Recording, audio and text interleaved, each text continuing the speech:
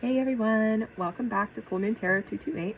I'm Rebecca, and today we're going to do an energy reading for this something unlocked last night, overnight, over the day, and I'm curious what it is. I feel that it is extremely multidimensional, as all things are. So the collective has layered events going on and layered ascension happening. It's like different people are awakening to different things at the same time, which is totally fine. It's actually designed that way so that people don't get lost or left behind. It's enough people that it really is designed that way. So I really would like to just do an energy reading on this, but I was guided that it needed to be a pick a card reading because there were going to be a lot of different things that came through, and it would just be easier to start with what resonates for you at the beginning, and then because of all the different messages, then it might get confusing even for me. So yeah, the first thing though I do want to do is just get a card for the collective and what unlocked. What is it that unlocked energetically? And then when we do the pick a cards, I'm going to do what is it that unlocked more specifically? Like, what did that unlocking do? Like, what keys did you have in that's what I'm hearing. What keys did you have in that unlocking? Because it's going to start to come through more and more. I just hit my dragon. It's going to start coming through more and more because the unlocking happens on the energetic level first. And it's very slow to manifest down into this density. So I'm just curious. I really am. The unlocking within my body feels really good. So it doesn't feel like there's too much resistance going on with this, other than just not really knowing where to go. So it's like following the energies, because it's starting to get to a point where the next steps aren't going to look as logical. Yeah. So it's starting to feel into what's happening.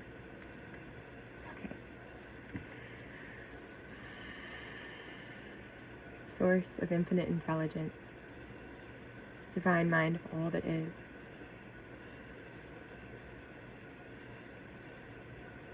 Please channel through me your highest light frequencies so that we may traverse your deepest unconditional love pathways as we navigate these messages. And today I call on any angels, ancestors, and guides that are here for our highest good to step in to provide some messages as well.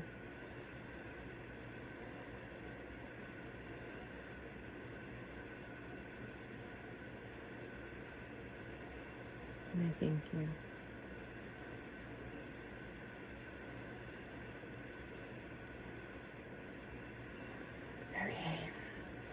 What? Okay, that was enough. This is interesting. This is like the first card that popped out. So root chakra, ground, and center. That's the collective unlocking. And what I'm really being drawn to right now is this butterfly, this transformation. And it's interesting because someone was talking about different creatures that change depending on their frequencies, and that's how they end up evolving. Things like this, that they're changing their frequency, and that how like they go up and it changes them. And I find it interesting that the butterfly or moth or whatever, I mean, they have the same transformation, but I find it interesting that it's down here at the root. So I'm definitely hearing transformation of the root chakra and anchoring, taking these higher frequencies, this light, and bringing it down to the earth for this transformation. How interesting. All right. Okay, so I guess I'll go ahead and just draw for the pick a cards. And then I have crystals for you as well to kind of choose from that way intuitively if you would like. They asked me to pick some really interesting crystals for this, so I feel like there's a lot that's going to come through. So, without any further ado, Source, what is it that pile number 1 is going through right now, or is unlocking, or has the keys? What keys? There were 3 that came out with that. I was expecting 1. I guess I need to ask. For pile number 2, what is it? Okay. And for pile number 3, what? This one's an interesting one. Pile number 3, what are you? What keys do you have? What keys did you have in unlocking this shift, this unlocking that happened? Ooh. Okay.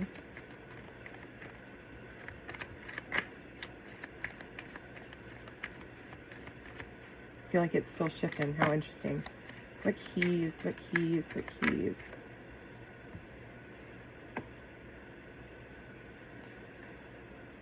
Okay.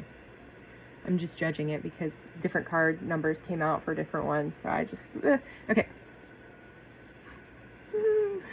All right. So what I'm going to do is I'm going to show you the crystals and the cards at the same time.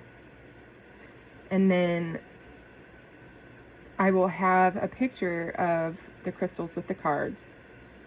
And you can choose from that and then, meet me in your reading. If you want, you can click on the timestamps down at the bottom or just see in the scroll where the next stamp is. And yeah, so pile number 1, the crystal that I have for you is this Lemurian crystal. Let's see if you can see some of what's in there. There's some beautiful cuts. And then I love this. There's a goddess. I don't know if you can see that back here. There's a beautiful goddess in there. I'm so blessed to find this. Truly, truly, truly. All right, so let's see what keys you have. Star Seed Elemental. Really cool. I don't even think I've seen that card before. I haven't seen any of these. Oh, wow. Full Spectrum. Rainbow Diamond Light is what I'm hearing. Rainbow Diamond Light.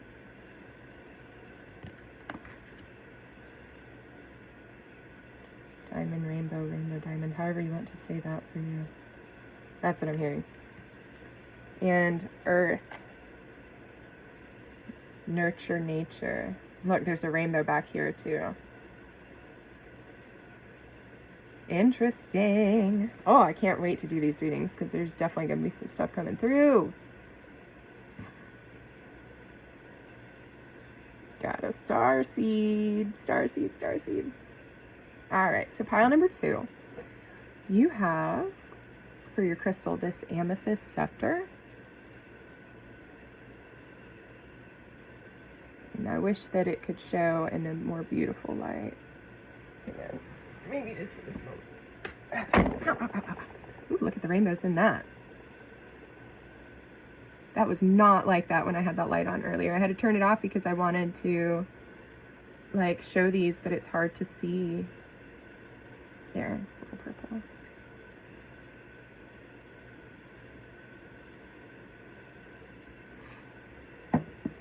God, I really punched that desk. All right. Oh. Beautiful. Mount Shasta. A lot of star codes coming down. Blueprints. That's what I'm seeing. Blueprints. And Earth blueprints. And Journey to Wholeness. You've done a lot of work. Both both piles, really, because I'm seeing that in both piles. The full spectrum, journey to wholeness with the rainbows. Yeah. Everyone's done a lot of work. All right, and then this last pile, they asked me to pick 2 crystals for this, or stones, really. I don't even know what one of these is. I just found it. But this first one is a prophecy stone. And I saw that a lot of prophecy stones are more round, but this one I really liked because it had the triangles in it. I don't know, I just really liked it because it was very different than the other ones that I had seen. And it kind of reminded me of the Merkaba a little bit. And this, it might be some sea creature that was starting. I'm not quite sure, but it looks like an eye. And what was really great was on the back side of it is a spiral. And so yeah, they wanted both of these together because there's a lot. This is like trying to fly out of my hand almost. There's a lot that's being seen, I feel like.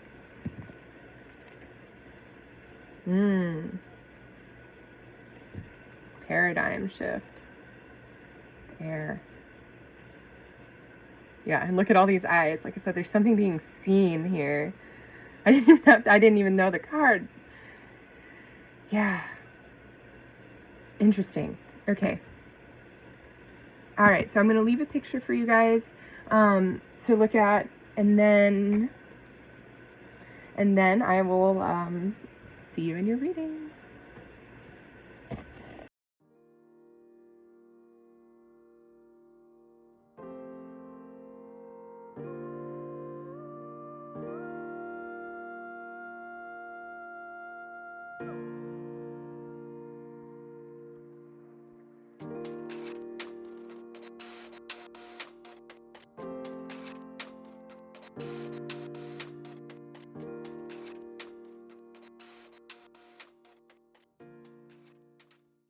Hey, pile number 1. Okay, so first of all, I gotta say that now I understand, like, immediately after seeing your cards and like reading about them, because I had to. I was like, I want to know what they're trying to say with these cards, because what I'm getting is really beautiful, but I've never seen them before. And immediately what I was getting is that these are different missions, different portions of why you're here that are unfolding, and that's why they're just separated cards, because some people are going to be birthing things and others are going to be taking what's been birthed and molding it. So it's all symbiotic, and we all have a reason for being here. You know, you definitely don't have to do everything on your own. That's what I'm learning right now. So I really want to read a few things that are coming off from these cards and kind of like give a few of the messages that have been coming through with these, because they're all very different too. So even in these separate missions, there's still different ways of expressing how this is going to come, expressing how you're going to manifest it, if that makes sense. So there's different ways of expressing the mission, and it's all for the greater good. So it's all the same, it's just different. So this was very layered.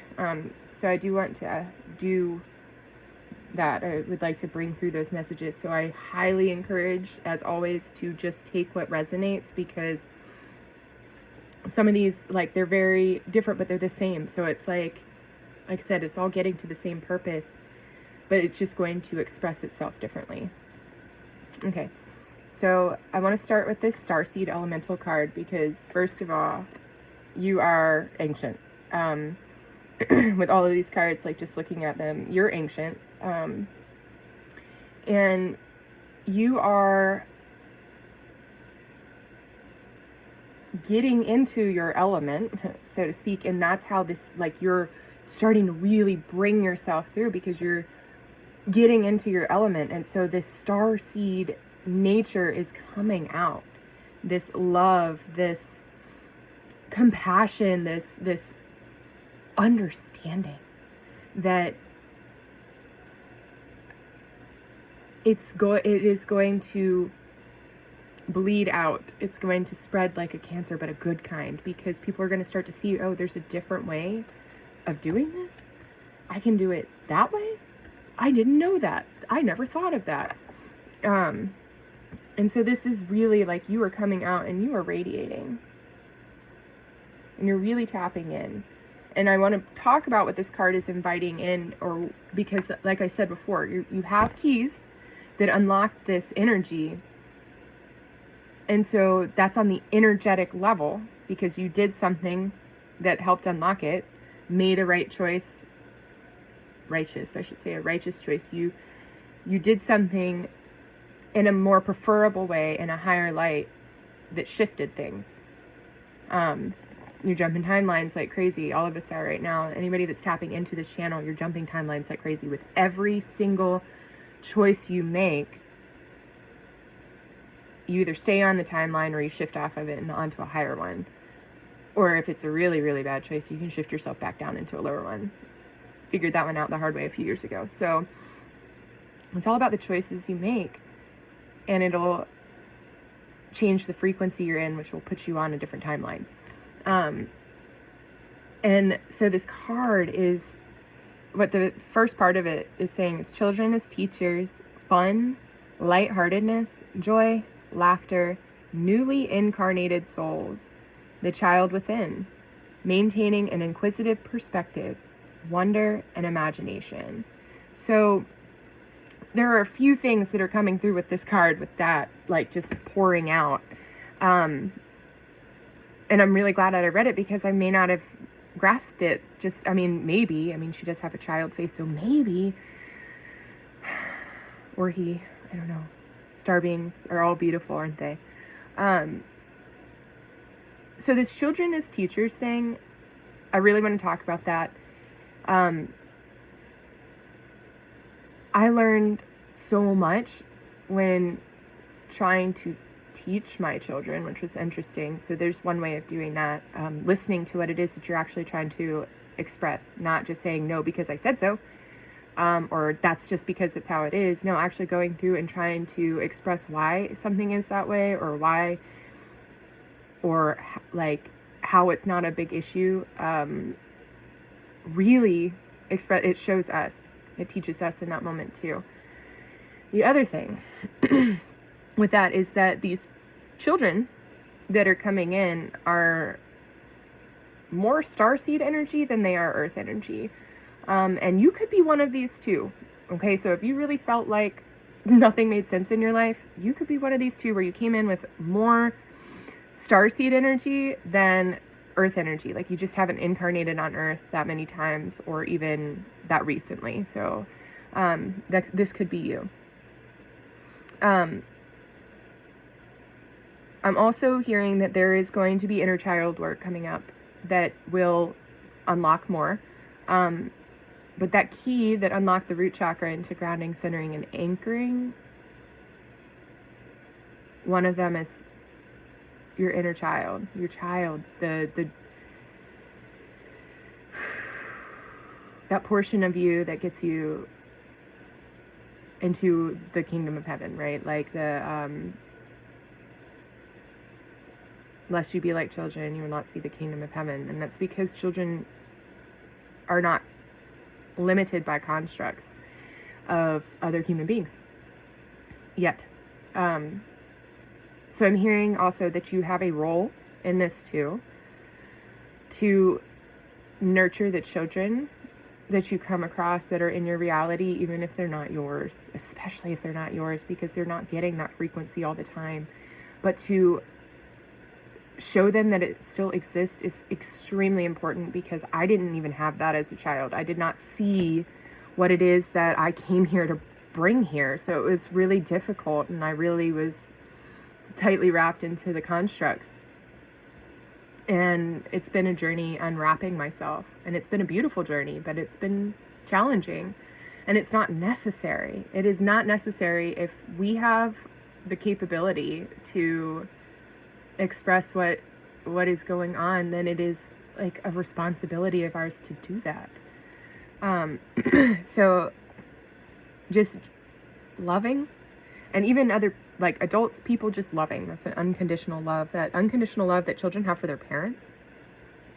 Even if, and I was watching this in a video that I had to watch for a paper that I'm writing, that children, even in experiencing some of the most awful things, will still have love for their parents. And so I'm hearing that really needs to like come through from you, is that regardless of what you see or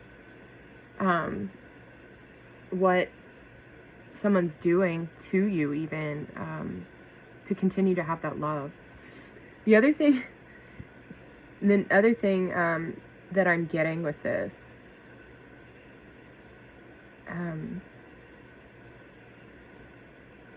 is asking questions is really important. Don't stop asking questions. Even if you've gotten yourself to a point of where you're not like really digging for anything anymore, don't stop asking questions.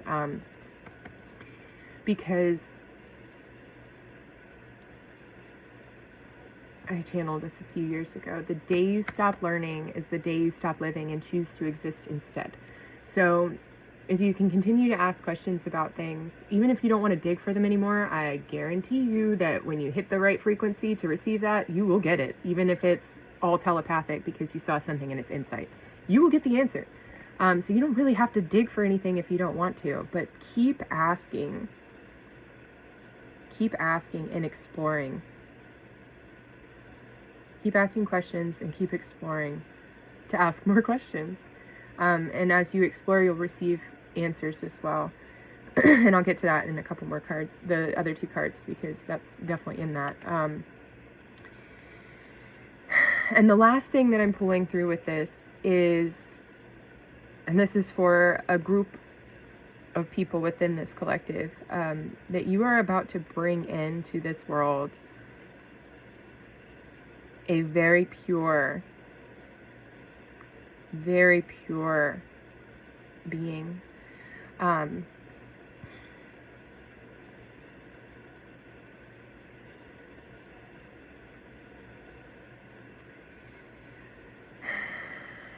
if this is resonating with you, you may be already having communication with this child. He's not a child at all. I said you're ancient. This one too. Okay. But because of the vibration you've gotten yourself to at this point, and the things that you have seen and understand and have tried to help people with, when you finish matching the vibration of this being,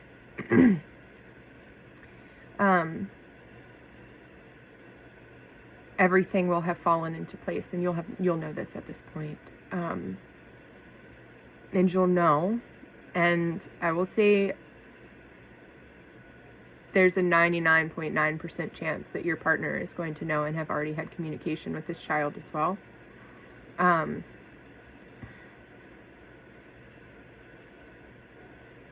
you will know because you have gotten yourself into the proper alignment to be able to receive a child that cannot have constructs impressed within it. It must be born into a family of pure, unconditional love.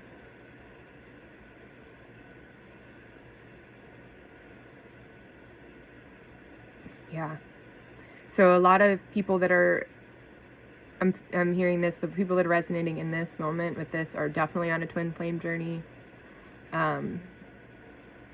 Because that's part of the reason for it, is to bring this kind of thing into the world, to seed the planet with frequencies that it has long missed. And to have so many of them come in at once. They're already coming in, don't get me wrong, but for so many to come in at once, you may already have children that you recognize are in this frequency, but because of your state of being when you conceived, there are certain constructs that, or I should say, it's like ancestral healing. There's ancestral healing that must be done within that child that you didn't work through before you conceived. The more you work through, the more you process out, the more higher frequencies that you you bring into yourself and keep that cycle going of processing out and just ascending, the less this child will have to deal with genetically. That's what I'm hearing as far as phenotypes and epigenetics is concerned. So you're giving these children an opportunity to come into this world, not just in a higher vibration, born that way, but to stay that way. To stay that way because of you. So that is definitely for a specific group of people, but this is what you are beginning to align into. With that being said, this is really going to get really interesting. What I was receiving when I was getting this, it's time to go back to our roots, to our sacred roots, to our understanding of nature. And that's really what is in these next two cards. But I really love this. I'm going to talk about this card because there's stuff on it that's coming through for me.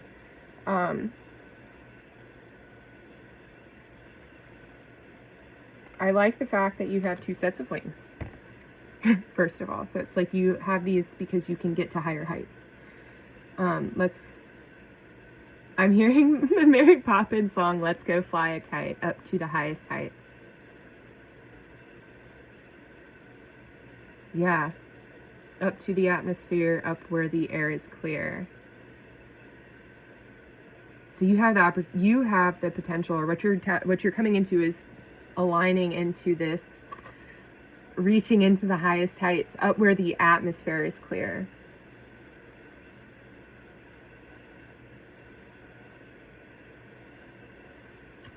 Yeah. By the way, there's so many codes in Disney songs, so especially with this inner child work, like bring out the inner child. So that is so important because leading with love is important, and having that childlike imagination, because what I'm hearing now is there are constructs that are still floating around. They're not as solid, but they still float around and come back from time to time, and they prevent you from manifesting some of the higher timeline experiences, because you have these constructs still within you of I'm hearing lack. Constructs of lack and constructs of unworthiness. So definitely sit with those. And anytime there's a non-preferable experience that's coming up in self-love, lack, unworthiness, self-love, anything that's coming up that's not preferable, before you allow your emotions to take you away, take the time to stop and ask why. Ask the questions, why? Why is this showing up in my life like this? Where inside of me does this exist if it's reflecting in front of me? That's the process. So ask the questions and be like a child. Imagine that you have this beautiful vision inside of you. You've had it for a long time. It's imprinted on you. Like, that's what I'm seeing and hearing. It's imprinted on you. This vision that you have. And you're being called to just open up the mind to all the infinite possibilities, the whole spectrum of things in the higher frequencies. Even if linearly it doesn't look like it's going to happen that way, let it go to the universe and be like a child. Be carefree and keep living in the moment. Don't be worried about tomorrow. Don't be worried about what happened yesterday, because you're already in the moment. You're experiencing, you're enjoying. Yeah.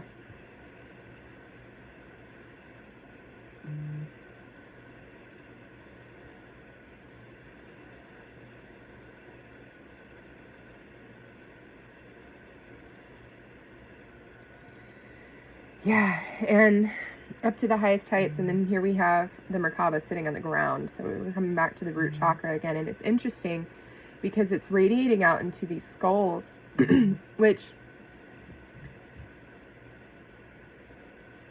they kind of look like crystal skulls, but at the same time they don't. And I think that because that is that way to me, it's telling me that you're not only tapping into your ancestors here from this planet, but you're also tapping into your ancestors from other star systems, and your other expressions. You are tapping into your other expressions, be it from this planet or otherwise. Whether you are on another planet, disembodied, whatever it is, you are tapping into that expression of yourself. And it's just like, and I love that the lightning, it's just like connecting. It's like statically, it's like static. And it's clinging. It's like you don't have a choice in this. If you keep going down this path, which you are, you don't have a choice.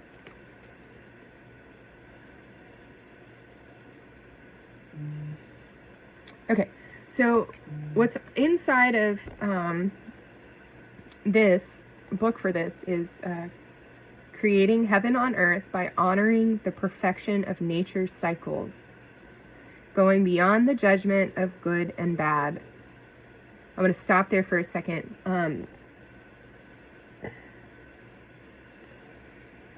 There's a song. This is going to get kind of odd.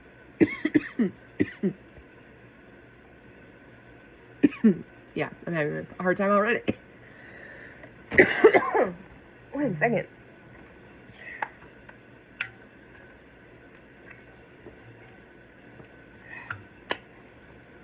Okay. Bear with me. No judgments. Be like a child, just wanting to understand, right? Okay. All right, so honoring the perfection of nature's cycles, going beyond the judgments of good and bad.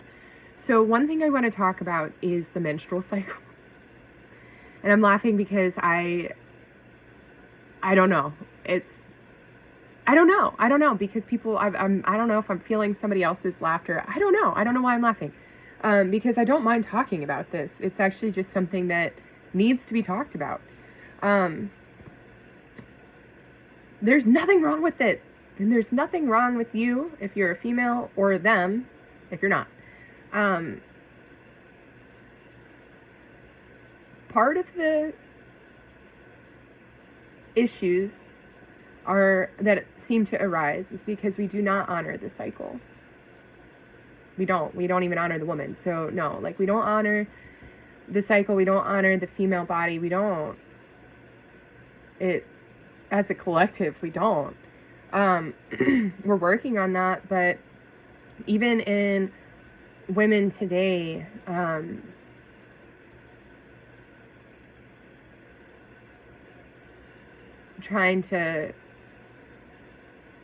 they're not honoring their bodies. They're sexualizing their bodies. But yeah, going back to the menstrual cycle, we'll just stay with that. I will leave a link in the bottom for I don't know if it's a book or just a short paper, that I highly recommend, because if we can begin to, one, tap into our own cycle, and then recognize how it's tapping into the nature of what's around us, the earth and the moon, then we have a better opportunity of tapping in with each other to create this collective manifestation that we're doing as divine feminines. So that's what was really coming through when I was reading this card. And I think it's funny because it's like really red in the background, pink clouds, and it's raining. I'll bring that up. I noticed that earlier. Now I understand why. It's raining and it's giving life to the flowers. It's like all of it. It's just all of it symbiotic.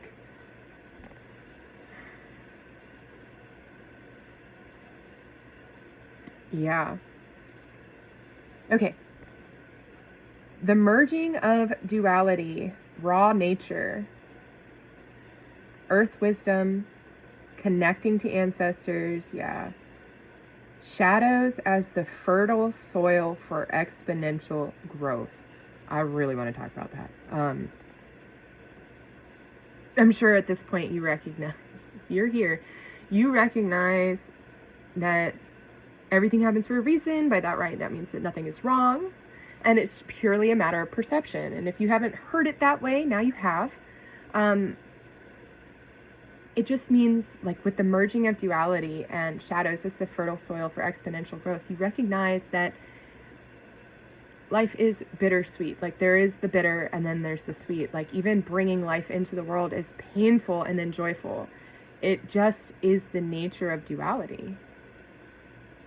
It was not always this way. No. But, and I have been receiving way more about that there are things that I need to write down because I'm not sure if they'd be received if I tried to speak on them. But the way I write, the way they channel through me, it's like, yeah. Anyway, so the merging of duality, like, I'm really seeing that I'm seeing that you are seeing that there is this chessboard of life, and really there's two hands sitting above it, and both of them are you. You've got the light hand and the dark hand, because you have the white and the black on the board. You have the light hand and the dark hand, so it's supposed to be like God and the devil, right? And you recognize that both hands are you, and you're playing yourself on the chessboard. You're playing yourself. Everything is a reflection of you. Like, you're really seeing that at this point. And if you aren't, that's what you're coming into. And if you would like for me to expand on that, let me know. I'd be happy to do that. I'm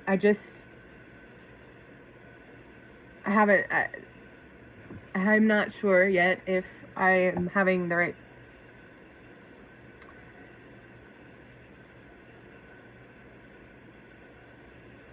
I need to clear that because I don't even know what I'm trying to say. It's my human trying to put a limitation on something that I'm in a different frequency. I can't even do it. So I'm going to clear that. Align my human back. We're talking about duality here. All right. Shadows is the fertile soil for exponential growth. The way forward is in the whisperings of the land, honoring the full spectrum of life. So yeah, understanding the duality, understanding there's nothing wrong with a lower vibration, so to speak, because you can express from a lower vibrational state in a high frequency. You can do that. There is a reason for all of these chakras. They're all powerful. And when you align them all together, because you recognize the power in the root, the power in the sacral, it will change how you receive and express this solar plexus energy, this willpower. So there is absolutely reason for it. And so this card, along with the next one, but this card, when I was reading it, was like really saying nature, like go out into nature. I was telling my sister the other day that if you go out into nature and then you start to see, like you're just observing what's happening, you can feel energies coming in, and then later on in your life, you see how things kind of look similar but different. You'll get yourself to the point of recognizing that all the messages are in nature. All the messages are everywhere. As above, so below. You can see the messages in the stars. As above, so below, as within, so without. So you'll begin to recognize, even in nature, that you have things to work through. You are still attracting maybe lower vibrational things. Even the other day, I went out to ground because I was having a hard time. I unlocked it. I went out to ground, and I was out there, and I was wearing pants and boots. I was really trying to make sure I wasn't going to get eaten up by ticks and chiggers. And while I survived the ticks, I had a bunch of trigger bites all over my legs, most of them on my legs, some on my stomach. That was interesting, but I was out there for 3 hours, so I mean, all over. And I thought it was interesting because I was out there to ground and I got attacked by redbugs. So what was that? And I wasn't really out there grounding though. I was out there going into higher frequencies. So I was really like, I was going out there to ground, but then I was going into higher frequencies. It goes both ways. You can go out there to go into higher frequencies and you can go out there to ground. There's an intention behind it. That's what I'm receiving in this moment too. So there's an intention behind it. You must ask yourself to tune in to which which frequency band you want to be in. That's interesting. Yes. Okay. And the first thing that comes through is step out of the black and white mentality of judgment. And I keep coming back to this and other things too. Things that are about to happen are not going to unfold in a very logical, linear way. So you're going to have to feel through things. And it's going to look weird. And you might not feel like you have a problem doing that, but then if you start to think that other people might judge you and that starts to bother you, really go within and recognize where you're judging it for yourself, where you have limitations in there that are from you. And maybe they were, implanted in there, impressed in there from other people long ago, but they're really in you right now. So it's time to get out. Keep using life as your mirror. Keep using your outer world to see your inner world, to see what's going on inside. Yes. Okay. And yeah, I am definitely going to leave a link for that menstrual cycle card. And that being said,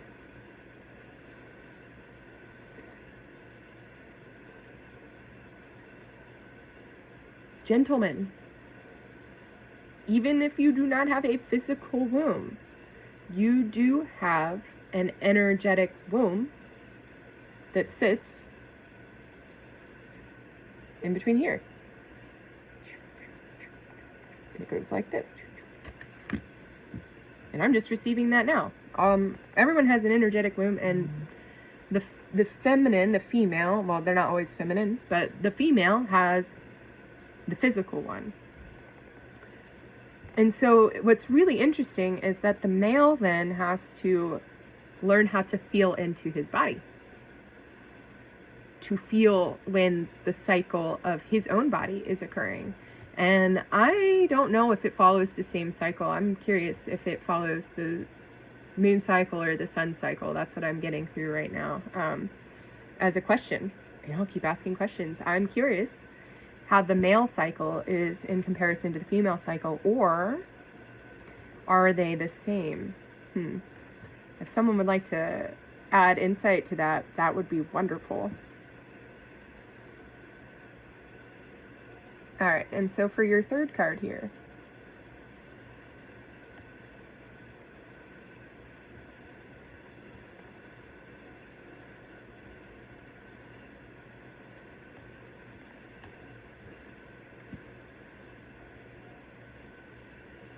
you have earth and nurture nature. And, one of the first things that I was drawn to was this rainbow, and it's the peacock feathers, and it's coming out of the top of the woman who's rooting down into the earth. And her heart is radiating, and it looks like she's holding a baby. Even though there's no physical baby there, she is holding creation. And so I was really drawn to that now in this moment after I really spoke on the stars, the star seed that you may be bringing into this world. Honoring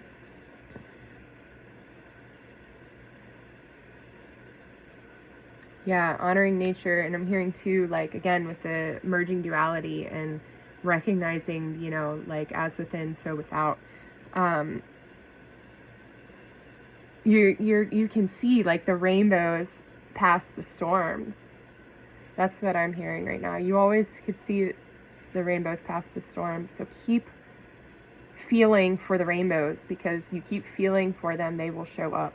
And I really want to say that, again, connecting in with nature, in the last year and a half, I've been really observing nature as I've been doing more healing and getting myself out of my bed.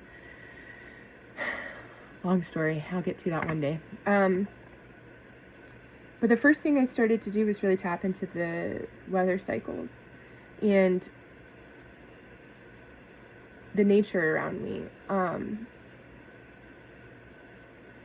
And I started to notice that if it rained in the afternoon, and we get a lot of sun rain here, as my son would say, so like it starts to rain, and then I saw 33 on the clock. When it starts to rain and then the sun comes out, like it's out and it's still pouring. Like, it's so weird that it can do that. But when it does that at a certain point in the day, and where I live it does, if it's going to rain, it will do it at a certain point in the day. If it's been nice all day, it'll do it at a certain point in the afternoon. And when it does that, and then the clouds clear in a specific way, to the point where the way that the sun is reflecting off of the clouds and the water in the universe, or sorry, in the atmosphere, that distracted me. The way that and I'm like I keep looking at the rainbows too, but because when I noticed like the color of the sky in the back of the house, and the way that the sky looks like it's like bringing down a specific color on, it's like pouring out a color almost onto the ground. When it looks a specific color in the back, I feel a rainbow. And so, and I'm hearing synesthesia too. When I see a specific color in the sky, I feel a rainbow. And so I will not always rush out there right away.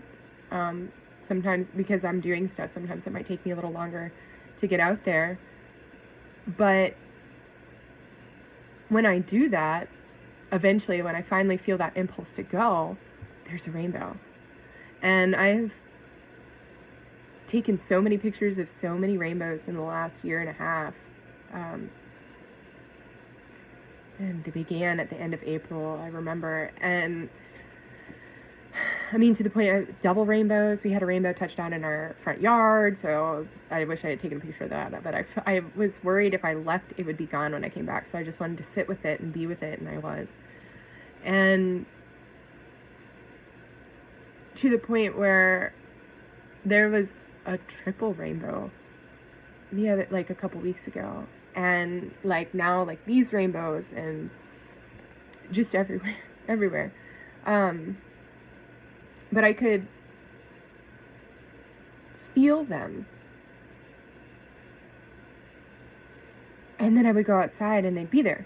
So I just really like connecting with nature and just feeling. I watched something unfold before my eyes the other day. I was supposed to do something with someone, and then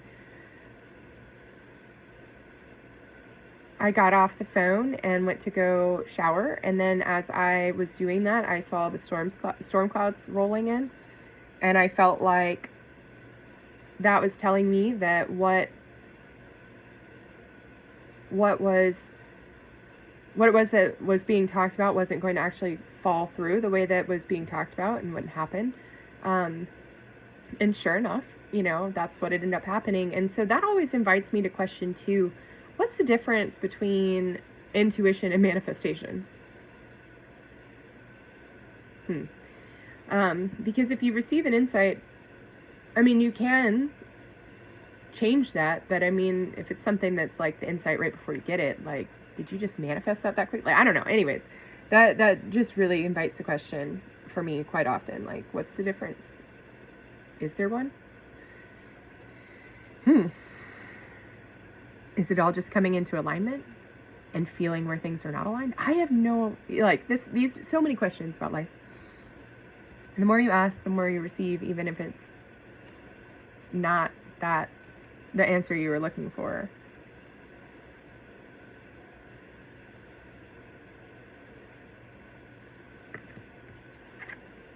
All right. Looking after the planet, the ebb and flow of life, the loving embrace of Mother Nature, the natural beauty of death and decay, the the macro microcosm, yep, time in nature, ancestors, growth through weathering storms, nurturing self and heart so you may flourish.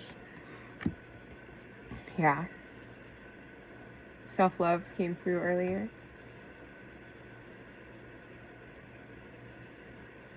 And something that I've received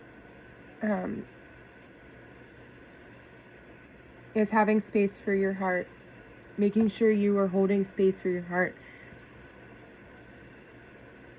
beginning at the physical level, and just breathing into your heart space and giving your heart the space it needs to process out and expand. So giving your heart the space, beginning at the physical level, and then allowing the energetic flow of life to guide you along these processing journeys, because there will be times where it'll be a lot of processing out and you'll need to withdraw yourself. And then there will be times where you have all the energy in the world to do everything you need to do. And that's all beautiful. It's all beautiful.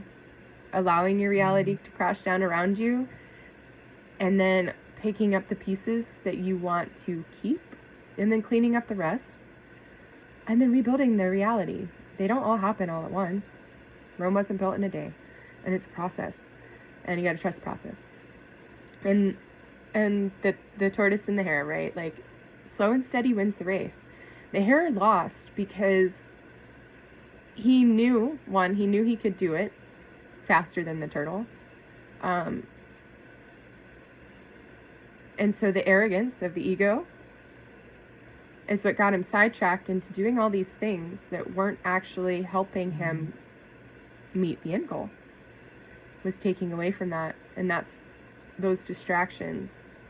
So it's important to take the time when you're processing so that you can actually get out what needs to stay out. As you're rebuilding the constructs within you that will help lead you to who you are.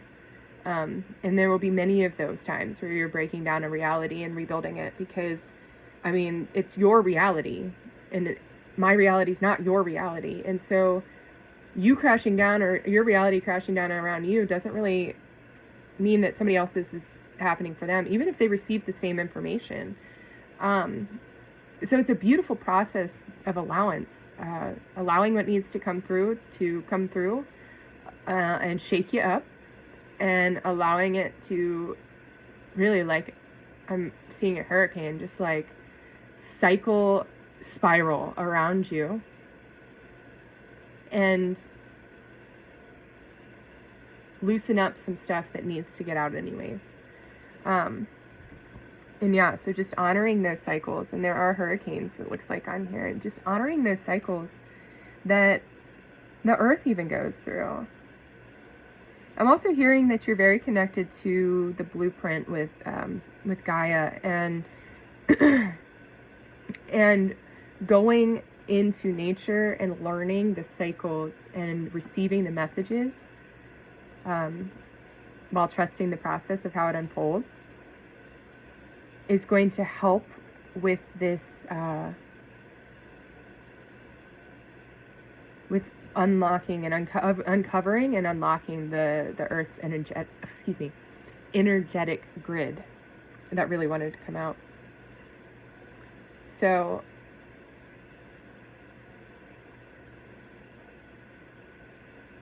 and if you are, I also am hearing that maybe looking at the histories of the earth cycles that we have as we know it, the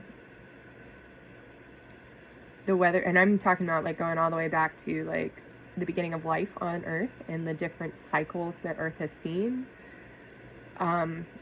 because there is insight there that will help change the pattern constructs of the collective. Yeah, okay. That. All right, so I'm going to do a few cards, a few extra cards, I guess. And then we'll kind of end it with that, because I feel like a lot really came through with that. I'm really hearing it's time to lean into the polarities, to lean into the pendulum swing of the universe. And I know that seems a little weird, because if you're leaning all the way into this side that seems like it's down, it's like counterintuitive. Like, why would I want to lean all the way into this lower aspect, this lower vibration? I guess I should really, it's like a wave. So like, why would I want to lean into this valley, right? It's just a time to ask for, it's a time of faith, right? But why would I want to lean into this valley? Because if you do, if you lean into this valley with faith, you end up staying right here instead of going all the way down here. Okay, so you come down as, I mean, you don't just stay there. I mean, if you do, it kind of gets weird. I'll leave that out there. But if you come down and utilize the flow of the universe, you don't go down as far, and it's not as draining. And you can actually use it as a time for rest, a time to withdraw, those things. It's very draining if you don't. And then that gives you the opportunity to really go up a little higher the next time. So the less you go down that far when you're leaning into the ebb and flow of the universe, the more flow you'll have, because you're not resisting it, right? So if you resist it, you're going to keep going down, down, down, down, down. So it's a lot farther up, up, up, up, up. You got to go. So much is becoming clear in this moment about my life. So yeah, it is. I mean, this is something I've been really like, my guides are begging me to do this, and they've been doing this for a few months, to just be in nature and understand what the messages are coming through. And it takes time. It definitely takes time to understand, to receive the frequencies. And sometimes it takes a couple days or weeks for the frequencies to manifest inside of this density. So it'll take time, and all of a sudden you'll feel something, and it might take you back. If you are that observant when you're out in nature and you're just downloading what you're seeing and how that feels, then when something comes up in your life over the next days, weeks, months, years, however it is, you will feel the frequency, and your brain will bring forward what it was that you experienced before, because you were present in that moment, and you were present again. So you were able to bring the presence together. So when you go out, have the intention to really download and receive everything that you are looking at, hearing, smelling. And there comes down to times for taste, and yes, feeling, like the touch, the tactile touch. How does it feel? Like, what does that feel like? I don't recommend touching everything in nature. You know, there are some things that you shouldn't touch. But, so disclaimer, don't touch everything. But sometimes feeling a flower petal, or the water, or the rocks, like touching the tactile Especially rocks. Yes, that's important. Especially rocks, touching them and receiving the energies. Those things have been here for a long time. Can you imagine the frequencies that they're holding within them? I do, and I receive it. I've got so many rocks in my room. I mean, I've got a few right here. Like, I don't even know what this is. I don't know what it is, but it was telling me something. So I picked it up. This one, same thing. This one, same thing. I got more. I can keep doing this all day. It happens, and I don't know exactly what it is that they're saying, but I know they're talking to me. I can feel it. So yeah, I take them with me. I don't know what I'm doing. I just do it. So try it. I've heard before, and so this is coming through now. Go hug the tree. Go touch the tree, because the trees are always bathing us in frequencies, or bathing us in consciousness.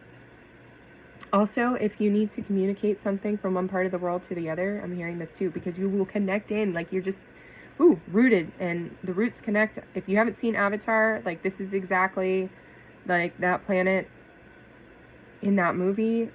It's kind of how it works here, but we've lost touch with that kind of connection. And so talking to the trees, getting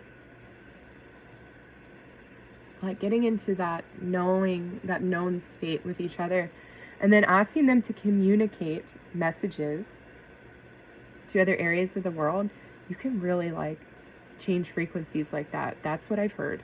So again, you are really learning to come into nature and how it works. Do it on all levels. Do it on all levels.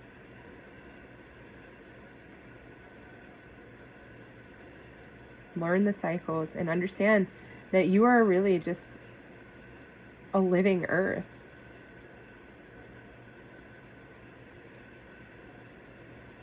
Yeah.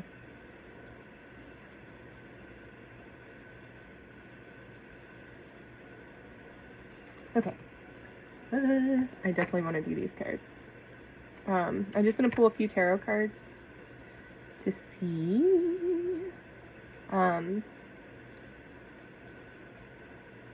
What is it that you want me to ask?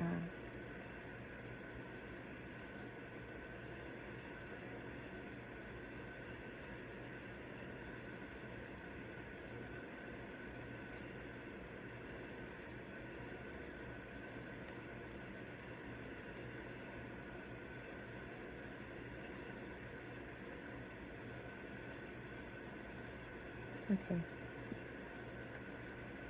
What can we be looking for as we are navigating these keys that we have, as they come down into the physical, as they begin to manifest?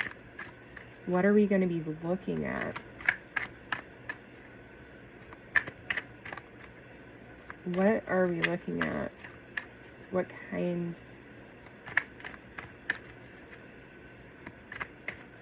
of expansion? What kind of energy is going to be ideal for us to be trying to put ourselves into? There we go. Four of Pentacles. Interesting. It's like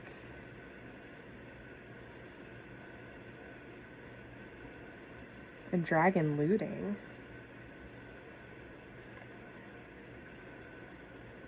Interesting.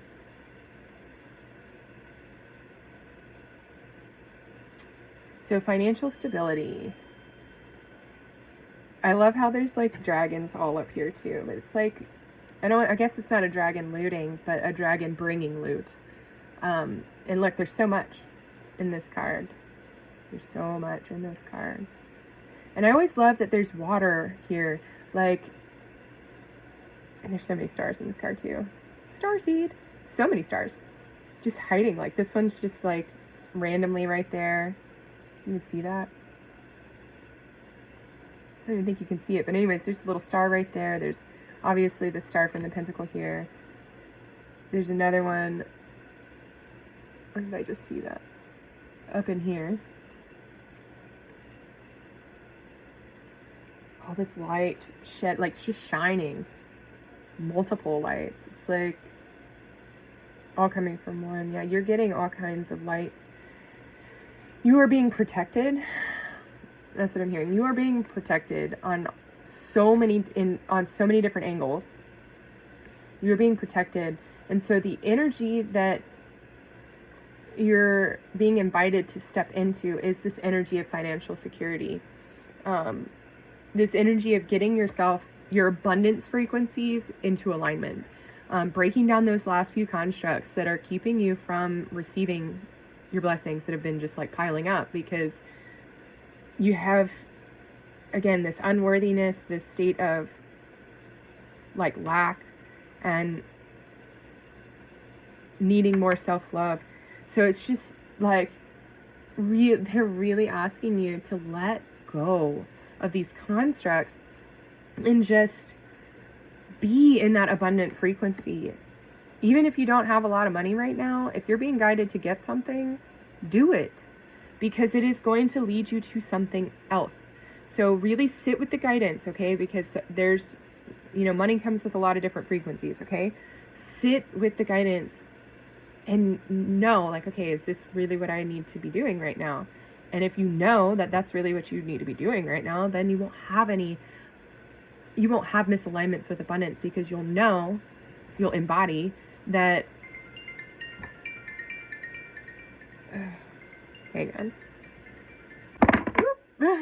Sorry about that. And even as I turn my camera back on, I'm still knocking things down.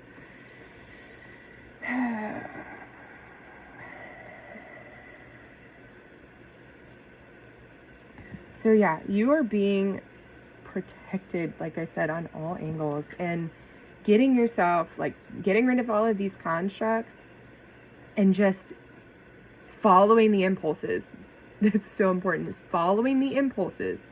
After sitting with them, use your discernment. This is really important, because there's going to be a lot of stuff, that your humans be like, oh, I want that. Oh, I want that. Oh, I want that. What is it that your higher self is asking you to get? Whether it's actually buying it with money or getting some information, whatever it is, in that moment, like, what is your higher self asking from you in this moment? Don't worry about what it's going to get you the next moment. Just worry about this moment. What is my higher self asking me to do? Do it. And then, okay, so now what's my higher self asking me to do? And when it turns right, go right. If it turns left, go left. If it goes up, go up. And if you got to dig down, dig down. That's what I'm hearing too. If you've got to dig down to get it, do it. Also, this is for some people too. There is some loot that you have to dig up.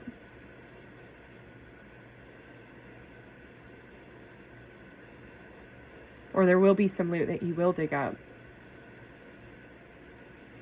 You're either going to find something,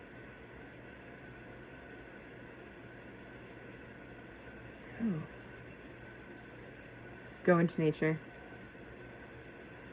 Definitely go into nature. If you don't know the story about Merlin either, Merlin the wizard, when he was a boy, he told, what king was it? It doesn't matter. He told the king at the time that he needed to dig in a certain place. And when they did, they found like this chamber in the ground, and there was a well in there, and like the whole story goes from there, right? He gives a prophecy about the dragons fighting. It's so funny. Here's a dragon. Or one chasing the other. And yeah, if that resonates, if you haven't, yeah, go back. I'm hearing that I need to go back and look at Merlin too, because there's some stuff there. But there might be, for a group of people, there's something that you might be digging up. So it's really important to go into nature. And I want to say this from my own experience, because I have found bones. Okay, like I'm a bone finder. I don't really prefer to do that. I don't really know what it is I'm looking for half the time when I'm looking. I'm just looking, and then I find. So I'm not really looking for anything. It really finds me. But I'm just looking. And so I've even had, and this has been a few times in different places, and even like a really bizarre place, like being down by a river that was like in a populated area, where there was cement like sidewalks next to it. It was very interesting. But anyway, at any rate, I've been guided to stop and dig in certain places, and I have found bones. So there, use yourself like Jack Sparrow's compass and align yourself to a frequency that you're trying to find, be it a dream that comes true, or even, again, some kind of loot. I'm hearing too, this could be yours from another life. And so that's one reason too why they're asking you to really tap into this. And your ancestors, because some of them are your other expressions. Like some of them are other expressions, some of them are people from those lifetimes of those other expressions. So it gets really complex and intricate of the guides that we have. They come in all shapes and sizes, ways, shapes, and forms. You will have some lower vibrational guiders, so be mindful, be discerning, go to your higher self. That's not, like, going to your higher self is going to be the best bet anytime. Anytime, because anytime.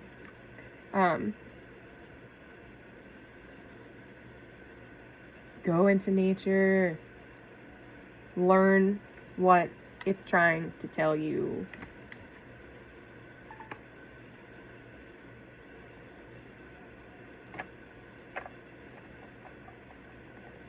What do we want to end with today? This. All right. So what messages, what guidance, advice can we receive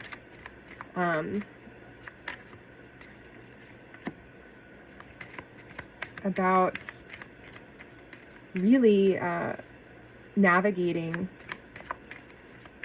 the manifestations of these keys and what we've unlocked with the root chakra? Oh, okay. I will take those. Oh, I don't know why.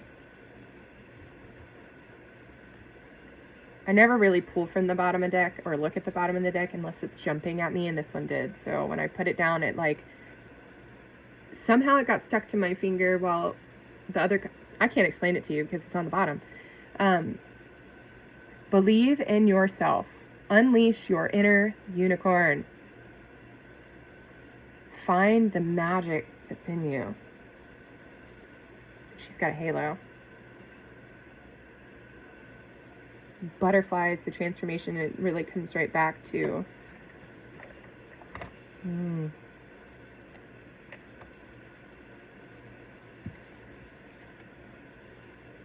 all right, so here's some advice to honestly, to start pushing some of these things through. Like when you feel like there's stagnant energy, this is what I'm hearing. When you feel like there's stagnant energy as you're ascending through this,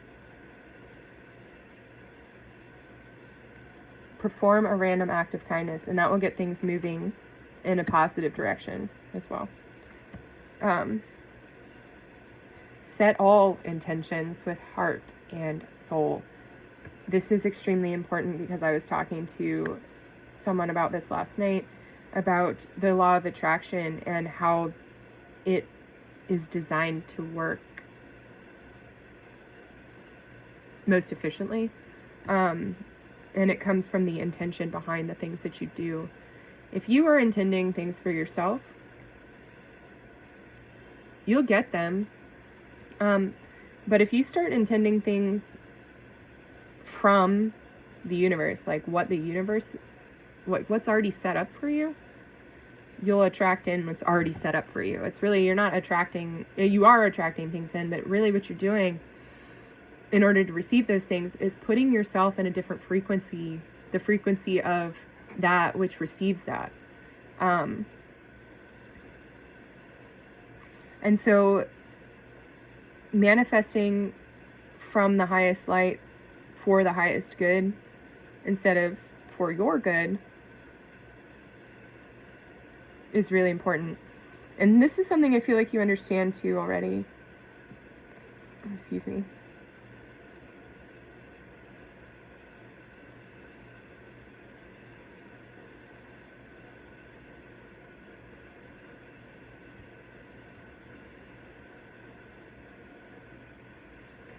Your soul whispers love, your ego shouts fear. And I really want to talk about this one for a second because I actually watched a part of a sermon the other day. I don't often go to church. Well, it's been a while actually, but I do sometimes listen to the sermons from this specific group called Elevation. The pastor is incredible. I really enjoy how he brings through messages and what it is and like how, yeah, all of it. Like he's just really great. I feel like he's in the flow. And he was talking about that Jezebel and Jesus, like talking about how that Jezebel energy will be the loudest voice in your head, but that Jesus energy, that love energy, will be whispering in your ear. So,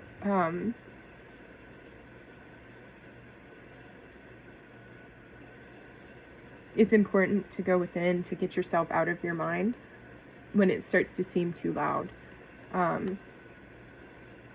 Because truth doesn't scream, but it's still loud. It's loud in its own right, but it doesn't scream loudness. It just radiates that feeling of loudness. So really listen to what's coming through for yourself, because as you're moving away from these energies of lack and unworthiness, and you're beginning to have more self-love, you'll start to more quickly and more easily be able to spot out what it is that's happening. What it is that's coming through, what you're hearing. Is it you? Is it love? Or is it a human construct?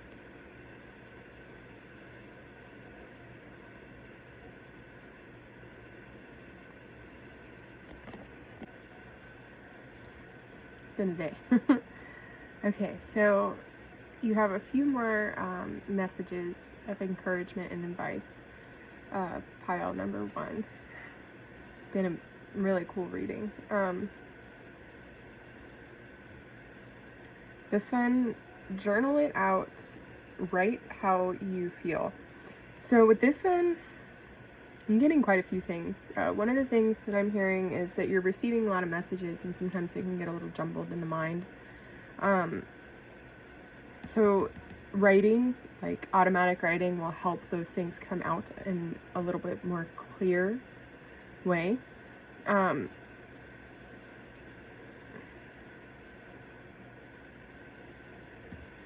Also, when you're going through some things, if you feel like you're not able to talk to somebody, especially in that moment, and this is definitely for me too, writing it down, how things are making you feel, not lashing out, but writing down how you feel, and that will start to open up more. So just keep writing, and that'll start to open up more about the situation and what's going on in that moment.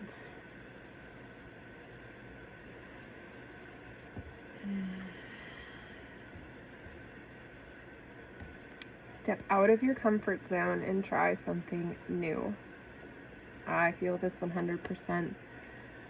I do, but what's really cool, and I'm like looking at it, there's like this outline of a being behind her, and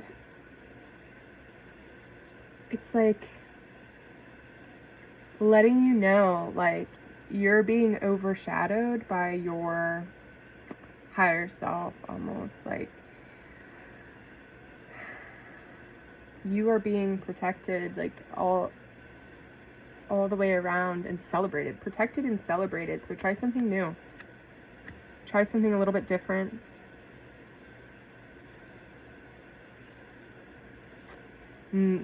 Importantly, out of your comfort zone, something that's not what you're used to. Really bust through a pattern here.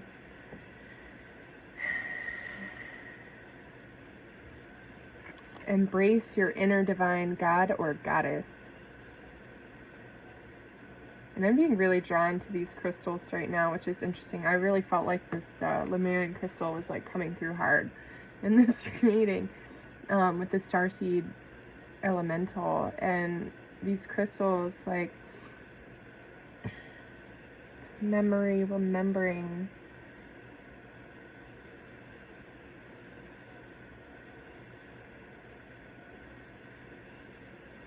I feel like some of you are being asked to get into crystal work, or if you are resonating with crystals, it's more about getting more attentive with it.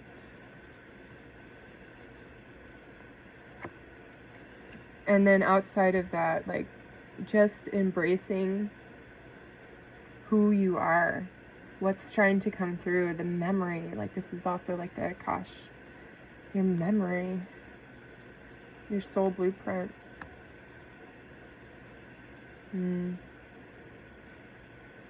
Forgive someone. So I feel like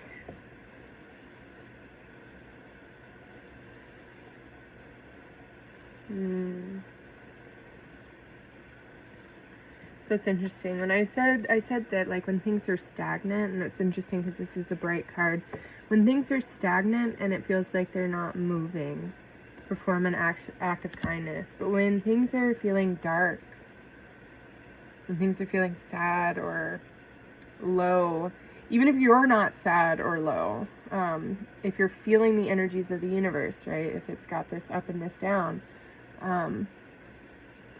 it's like in the down moments, forgive someone, including yourself.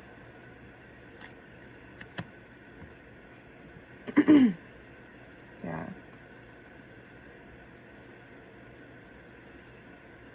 I think I will pull one more card in this Soul Traveler deck.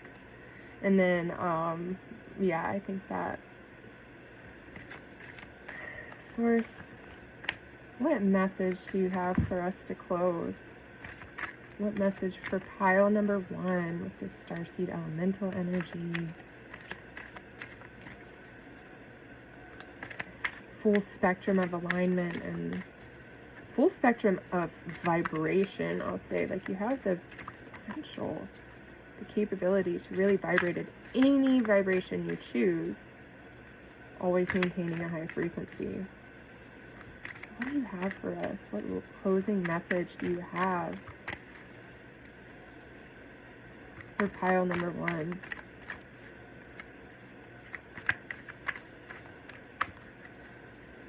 What closing message do you have for pile number 1?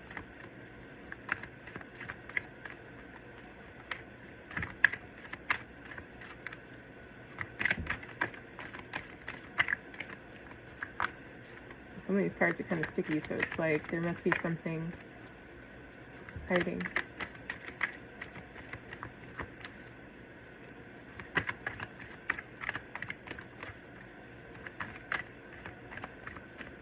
What closing message for this beautiful starseed elemental energy, unlocking this root chakra?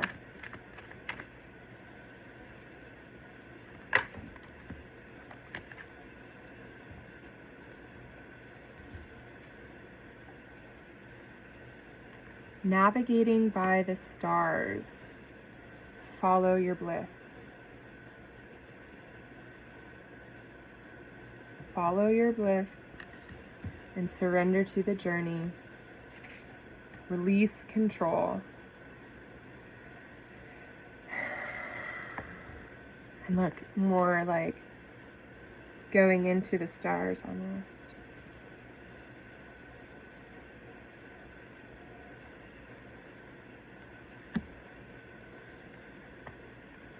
Infinite abundance. Abundance is pouring into your life. Yes. All right, so you're about to really embark on this journey. And you're really just being asked to, and I'll pull Bashar into this for a little bit, to follow your excitements to the best of your abilities without judgment. And no expectations of the outcomes. So follow your excitement. No expectations. Release the control, because what the universe can create is going to be more magnificent than what your human mind can try to create. And it's coming in for you. Like this is that moment of coming into alignment, but that abundance will pour in when you step out of your comfort zone. There's something you're being guided to do, or it's like tickling you, and you might even be in denial about it still, thinking like, how me, why me, things like that. But this, embracing this and these messages that are coming in, getting them written down, writing them out in some way, or even speaking them out, it's important. It will help clarify so much for you.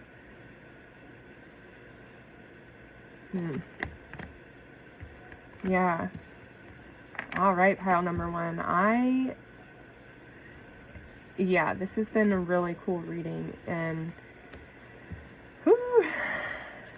there's a lot ahead for all of us for sure, but this is really unique, as we all are. Just know, like, you are being protected on all angles.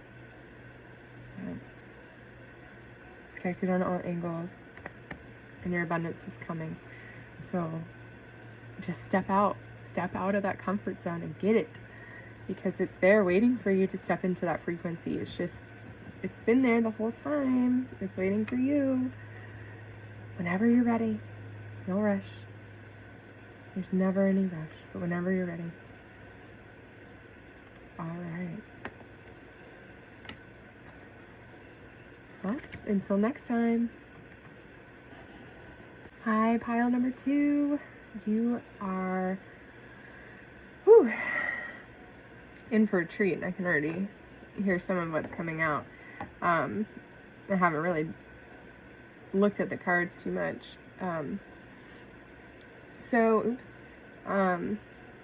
You picked the Amethyst Scepter.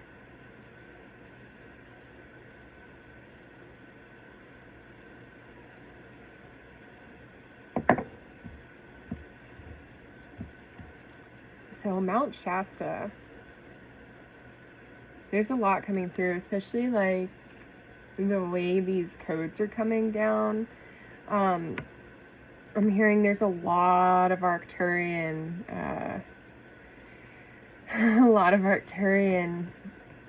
lineage going on here with this pile.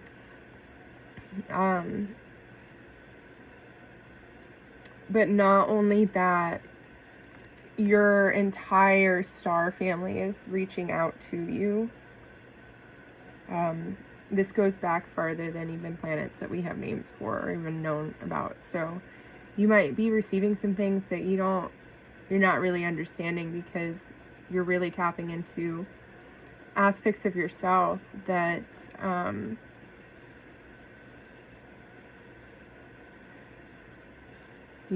aspects of yourself that maybe haven't been necessary in these densities for a while.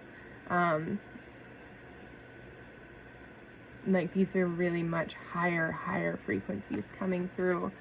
And this might be more than what you're getting, like if you're listening to channels, this might be more than what you're getting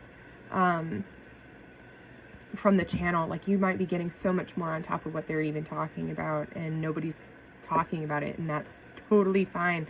That's why you're here receiving it, because you're one of the few, maybe the only in this point in time, that is receiving some of this stuff.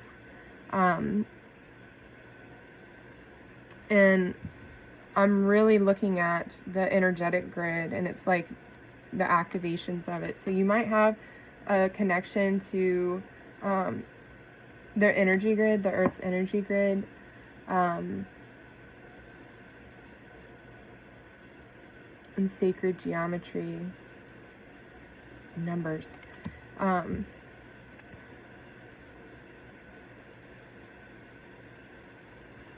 Like this and the stars do talk.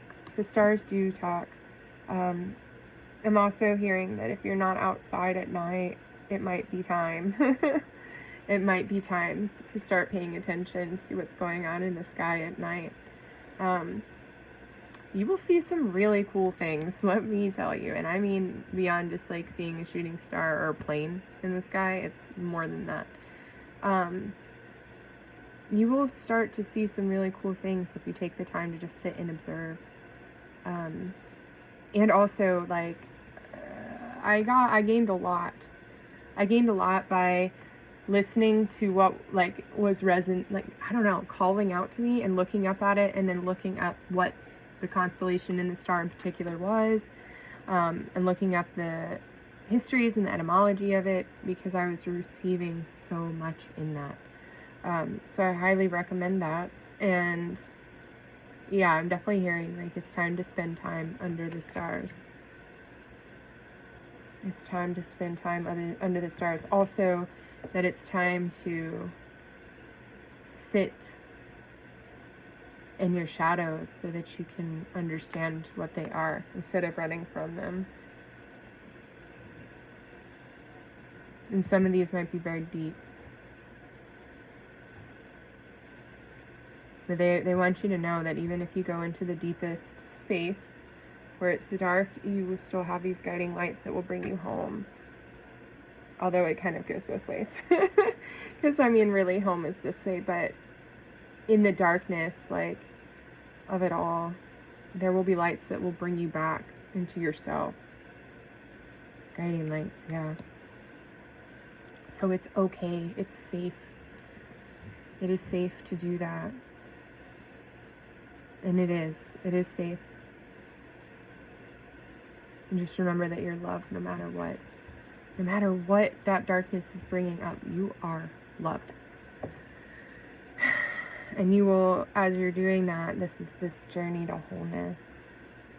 You're really embarking on this right now and learning what that means for yourself. You might have some physical ailments going on, or have like even genetically something physical that manifested, and you're really about to embark on this journey to full alignment, mental alignment, emotional alignment, physical alignment, because it'll bring you into spiritual alignment, and then you'll just flow, like like just flowing out, like your creations are just full of life, full of color. It's like you're pulling from the cosmic river up here, and you're creating down here.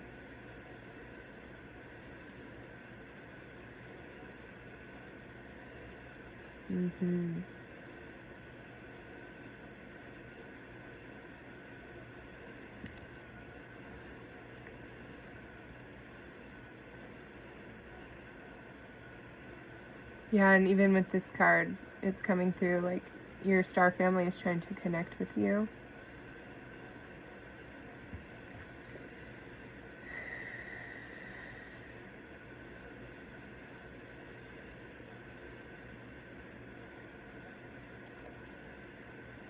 Yeah. Yeah. Now that I'm like looking closer at the card, there's like little stars falling out from that source river. In the star here, like you are really being invited to open up to the higher realms of yourself, first and foremost, but also the universe. But yourself, most importantly, always. Okay.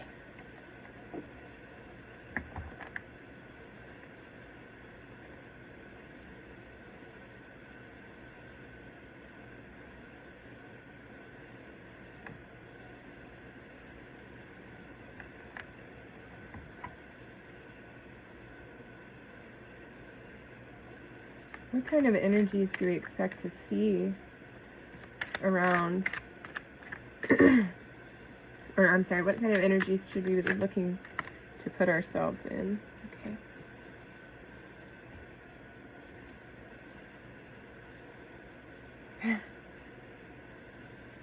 the world and the sun.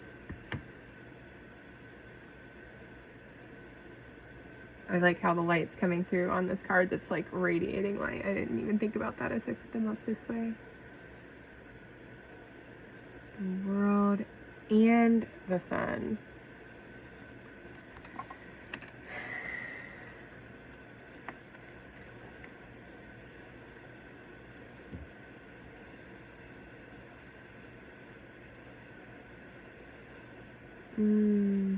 More butterflies. Butterflies have been like a huge thing, like popping up in my reality. Butterflies, fish, dolphin, fox, kangaroo, serpent.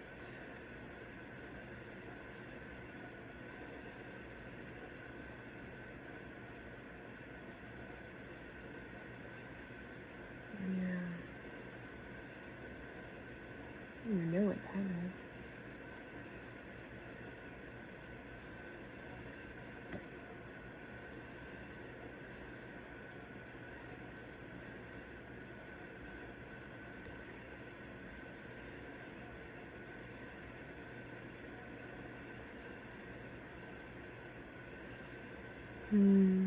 It's like rainbow. You can see that. Rainbow serpent. Of course, with the world card, like things, the world is yours. It's your world, and it's like it's coming in. So you're being asked to sit in the energy of like, it's your world. Like, you are the center of your reality. It is your world. It's your reality. We do share a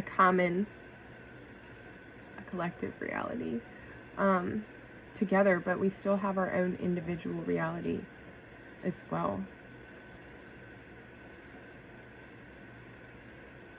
that are loved and honored.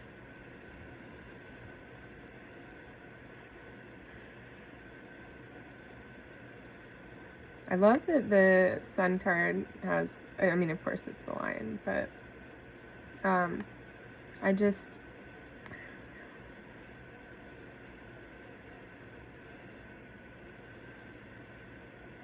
oh, there's a lion inside of the roots here.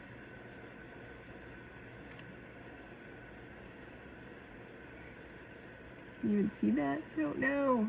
I wish the cameras were better. There's a lion inside of the roots here.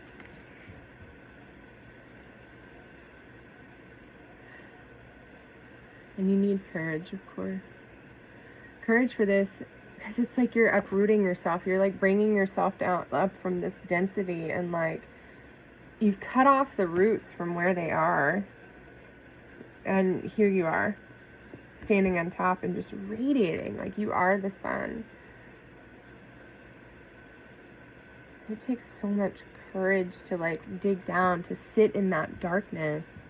Like I was saying with this, to sit in this darkness, go, no, just know that you are held. You are absolutely held. You're protected. Yeah. And this does get dark at times, right? But it's worth it every time, because when that happens, it's like, you know, like it's always like the light always comes, like it always comes. Always, always, always. I kind of want to pull a card from this one. What can we look at for our journey to wholeness? What kind of guidance from this deck for grief? Some kind of healing from trauma. Embrace your personal power. You are strong and courageous. Mother Earth is your friend. Face your fears. You have won. Yeah. again, like it's gonna seem dark for a moment. Just remember it's an illusion. And I say it like that, but I have my moments too, and I have to remember, like, oh, it's just an illusion. And some experiences are easier than others for that, and that's fine. It is loved, it is honored.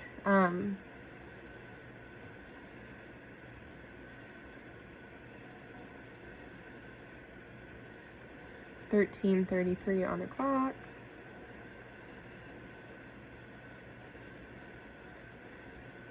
Face your fears.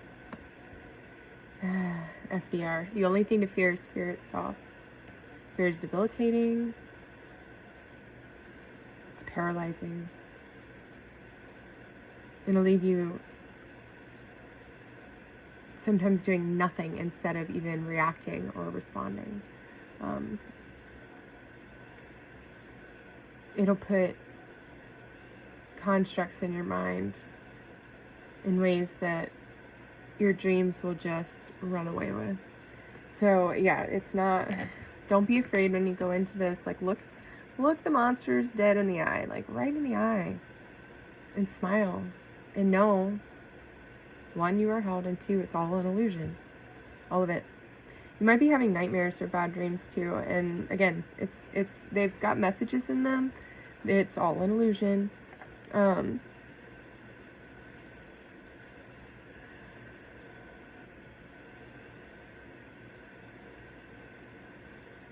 some of the things that you might be going through, you may not have really found explanations for them yet.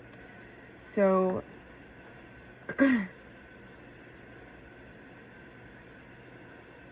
it is important, yes, to really like dig into this journey to wholeness and start tapping in to other aspects of yourself that are in higher realms, because they're there. Your human is like such a small percentage of who you are that it's almost like negligible, but somehow we still make a huge impact on the universe. So here we are. Nothing is too small to be great enough, right?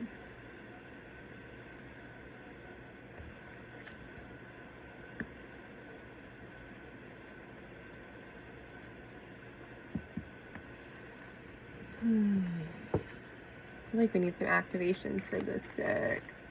What can we, let's ask the Arcturians in here. Arcturians, I would love to see what messages you have to come through, because, that was instantly like you were tapping on my shoulder the moment I saw the card. Mount Shasta. What can you offer us? What kind of guidance do you have for pile number 2?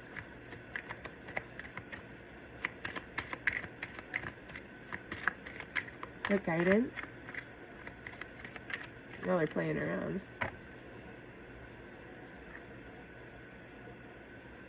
They said switch the deck because they want to see what comes through here, since we're talking about darkness and traveling that shadow path. Now, what can you offer us, Arcturians? What do you have for pile number 2?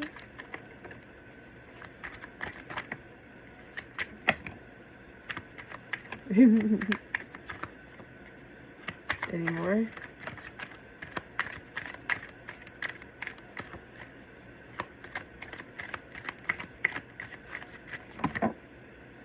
Okay. Okay, that was quite a few. Some of them flew out kind of funny, so that was funny too. All right.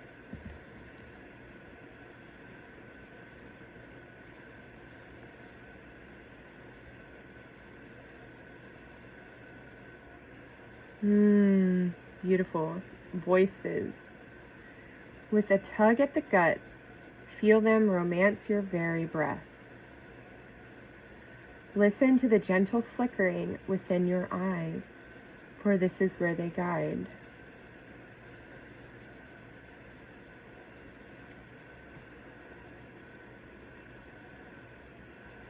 With a tug at the gut, feel them romance your very breath. Listen to the gentle flickering within your eyes. Yes, the gentle flickering within your eyes, for this is where they guide.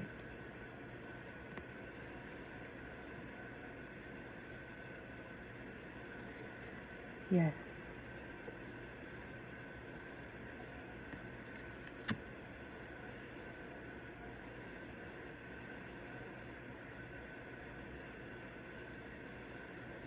Listen to your body. This journey to wholeness. I was talking about you might have some ailments or something. As you come into alignment, these things will begin to fade away. And this will be something that's really going to become much more prominent. But the more you choose to attune yourself to what your body is trying to tell you, the more you'll be able to pull through what it is that you're being guided to do.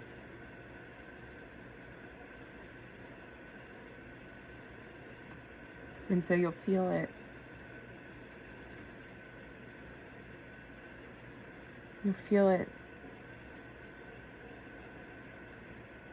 But it's important to heal the self in order for that to really come through very clearly.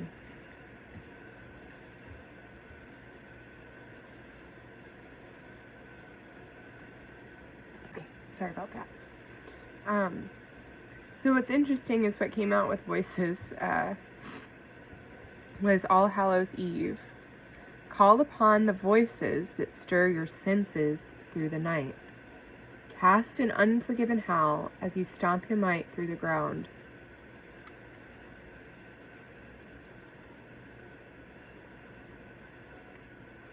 There's a lot of sacred stuff coming through with this.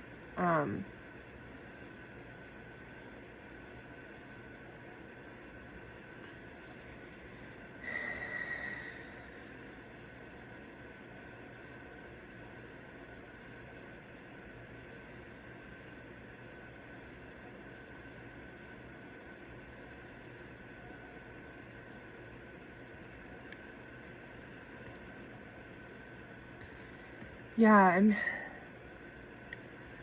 know why. I mean, like, I'm seeing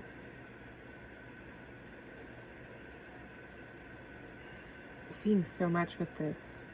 I'm seeing like ritualistic, like traditional dancing. I'm also seeing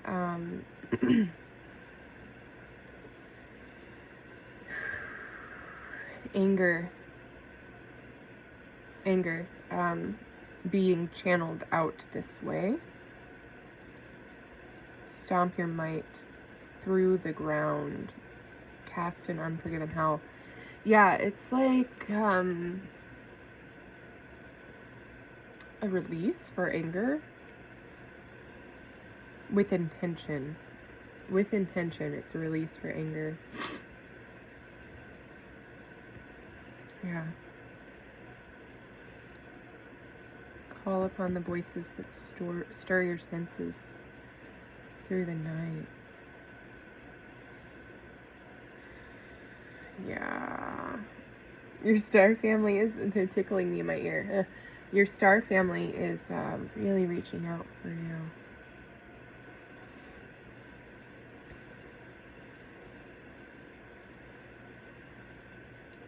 Really reaching out for you. And Halloween might be some important date for you.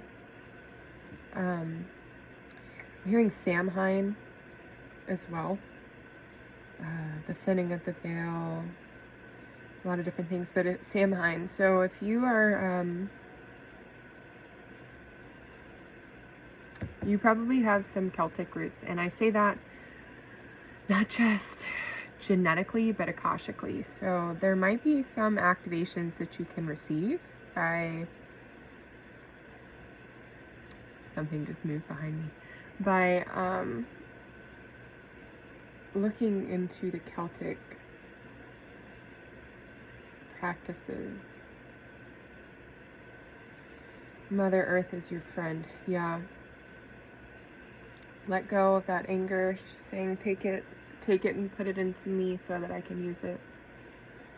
So that I can use that power. That power. Interesting.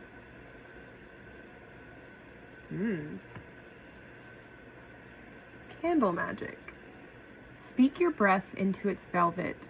Recite along its spine all that you desire, all that which will unravel. This might be specific for somebody, or all of you, all of us. Recite along its spine all that you desire. Yeah, I've definitely heard of this, like, type of manifestation where you, like, carve into the candle what it is that you want.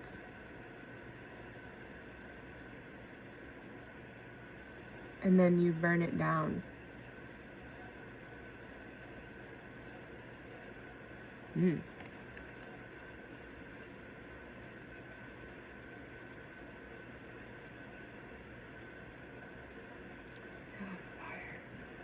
I've been hearing, this was interesting. I've been doing a lot with water.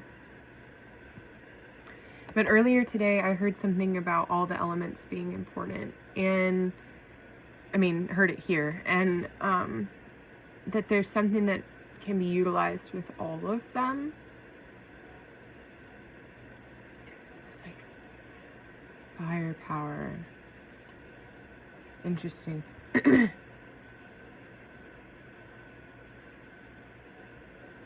That might be something to try. Really. Movement.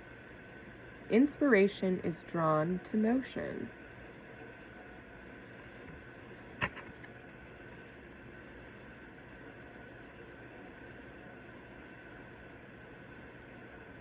And this person is doing yoga, standing in a tree pose. So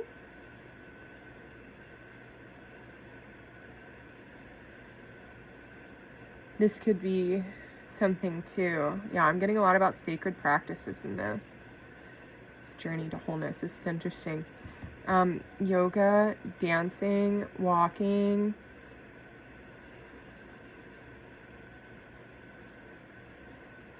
swimming,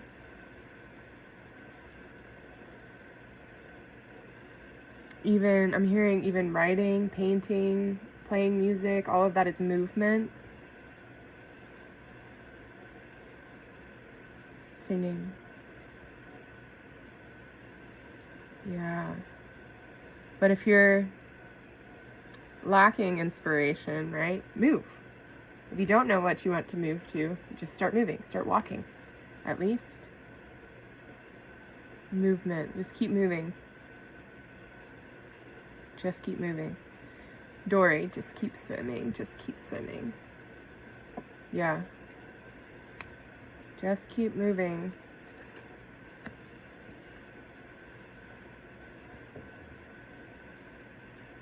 Manifestation. What you seek is seeking you. Yes, it's about getting into the vibration of that which is already in existence. So it's like, it's about putting your consciousness in the timeline that this is already happening in.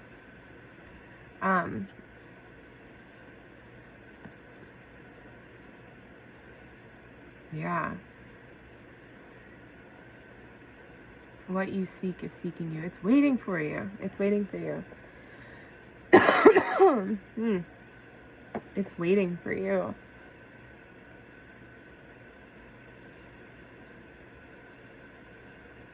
And that's another thing too, with the voices.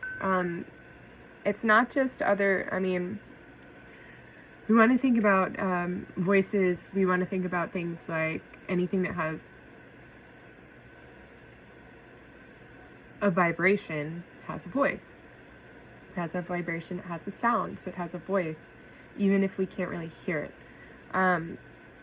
So that's what I'm getting. Like, if things are seemingly speaking to you, even if you don't know what they're saying, like I have rocks speaking to me all the time.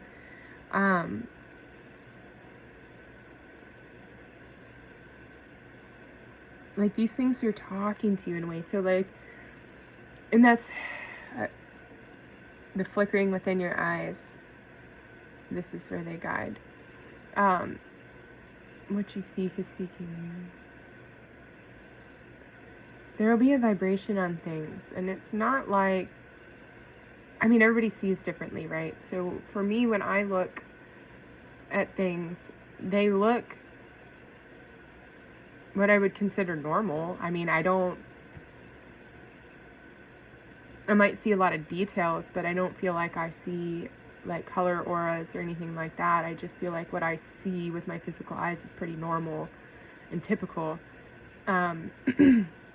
But what my body feels when I see something is different than what my eyes are picking up. It's not my, and I'm hearing the word again, synesthesia. So it's a type, that is a form of that, where you're perceiving with one sense or receiving with one sense, but perceiving with other ones. And yeah, like I have feelings when I see things, and it's not like,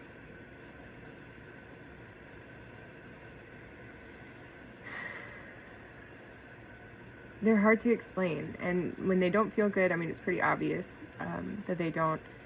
But when they do, it's not like I know what they mean all the time.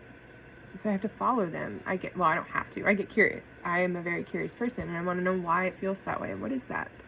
Let me go see. And so there are things, people, places, things, ideas that are waiting for you. They're like calling out to you vibrationally. And so this, as you get through to this journey into wholeness and coming into alignment, and I'm hearing yoga again. I don't know why both those cards came up, but that might be important. Yoga, this Mount Shasta, and the energy is coming from there.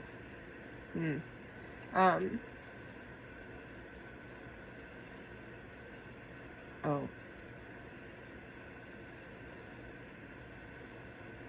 Interesting. Journey. Daughters of our mother, walkers of the unknown, take with you on this journey all that you hone.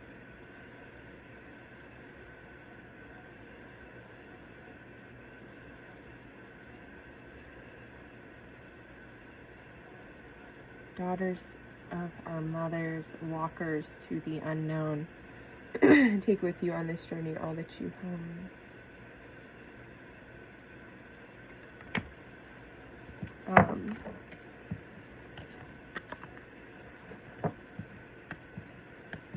I feel like this is this journey into the unknown.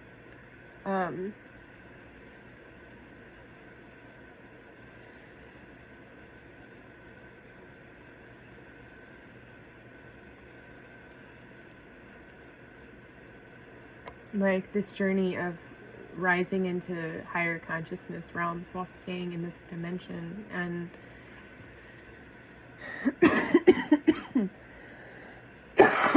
excuse me, my goodness,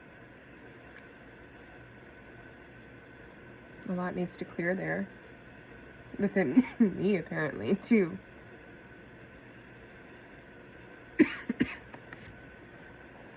This feels old, very old.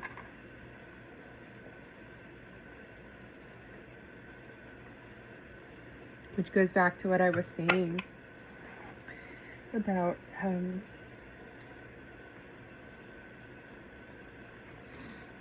coming from planets that we don't really even talk about. So it's going to be this journey into the unknown, except for you already have all the answers inside of you.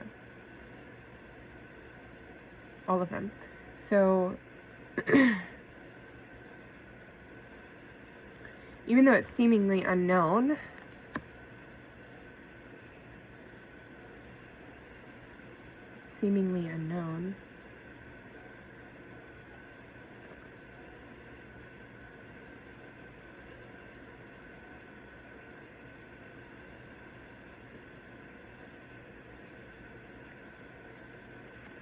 even though it's seemingly unknown, you have the answers. The voices are guiding you.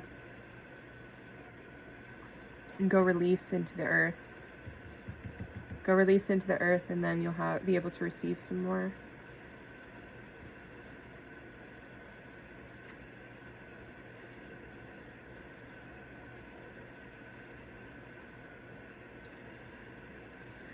Daughters of our mother.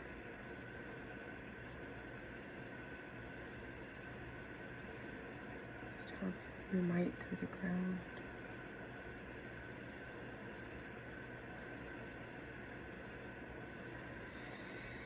Yeah. Mother Earth Gaia is calling us to just release through her. She wants that power. She has things that she needs to do.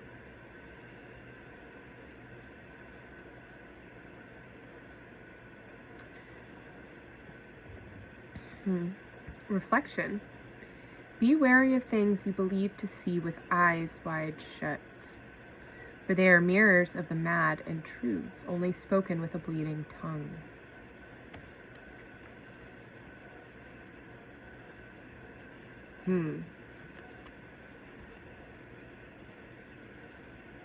So first things first. Be wary of things you believe to see with the eyes. Your eyes perceive 0.0035% of natural light. That's insane when you really think about it, that we really don't see very much at all. And that we want to only believe what we see. Like, show me the proof. Really? You want to reduce yourself to 0.0035% with physical proof? You want tangible proof. I just want something that resonates so I can understand it. That's what I want. I don't really need the proof. I just need the resonance for understanding. Right? So believing what you see with your eyes will really, really severely limit you.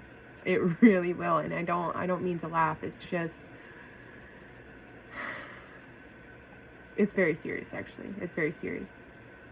Because a lot of people are in this state of being. And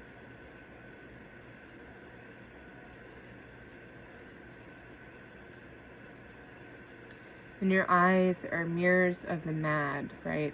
And then truths are only spoken through bleeding tongues and mirrors of the mad. So,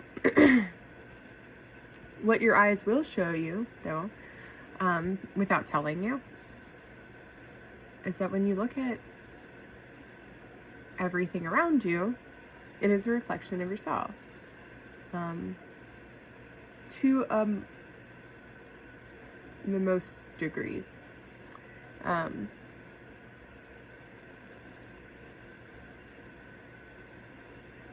Yeah.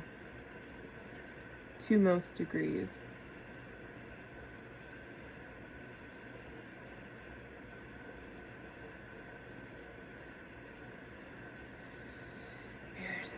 Yeah, don't drive yourself crazy with the things you're seeing in front of you, with the illusions.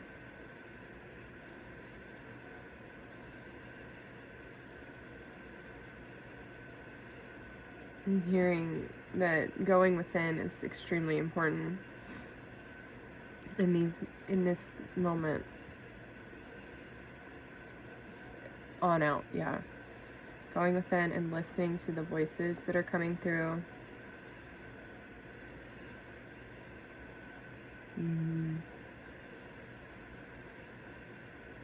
Yeah. Intuition. You hold the answers, you know the truths. Ancient ones await behind the doors of the mind.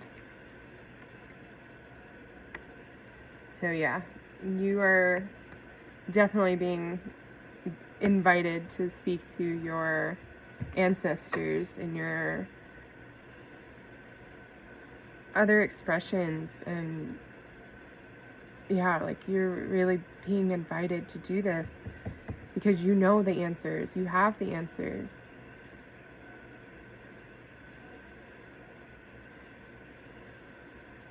And I'm going to say this for some people too. You have the answers not just for the world, but you have them for yourself too. And don't forget that.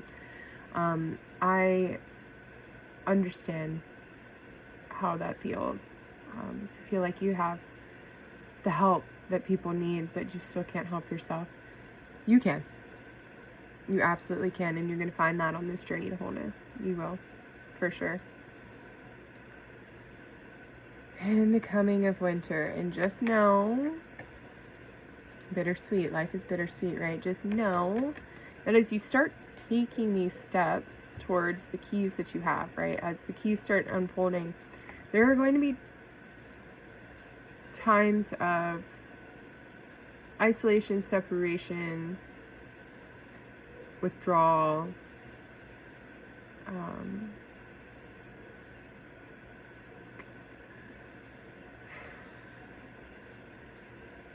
it's like a hibernation. But it's important to go through these things because there so much comes through if you have intention that everything is for your greater good. It comes in lullabies deep within your mirrored flesh. Alas, it is time to lay your quivering chest upon the winter's coming.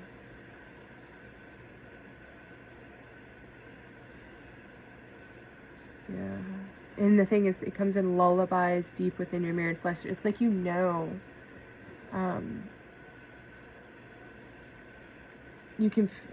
gonna be able to begin to feel the dips in the energies of the universe. So you got the rise and the fall and the rise and the fall, and you're gonna be able to start tapping into that rise and fall. And going back to this darkness, it's like you're being asked to lean into the fall of the energies. It's counterintuitive, I know, but if you can lean into it and let the truths unfold for you, it will not come out in a way that maybe you expect or prefer sometimes. Sometimes the truth does hurt, but it is important to get that through so you can process that out. The things that no longer serve you, even though sometimes it sucks to realize, like, wow, I can't believe I kept that in for so long, or I allowed that to dictate what I've been doing for so long. But it is important to recognize it. Even if you get mad for a moment, you get angry, totally fine. Go, where are we at?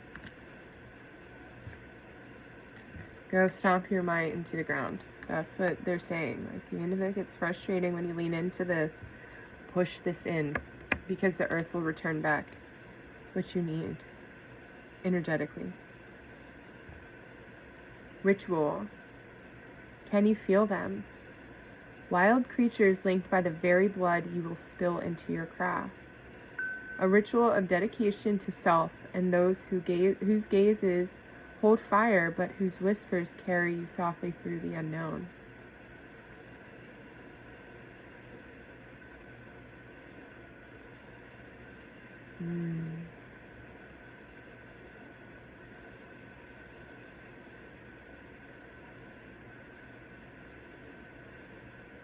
Linked by the very blood you will spill into your craft. What I'm hearing is the Christos, the Shakti, like the activated, the Christ blood. These, like, you're linked with these things through the Christ.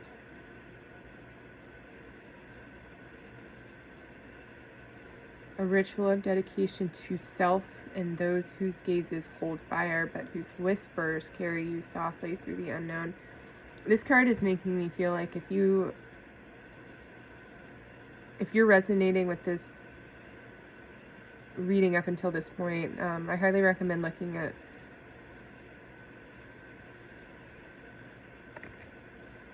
pile one as well.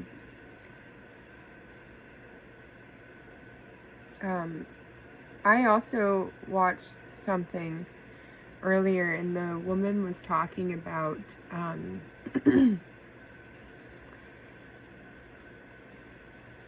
like creating an offering to your past selves, especially as you begin to tap more into them and they start, it starts to become more apparent what it is.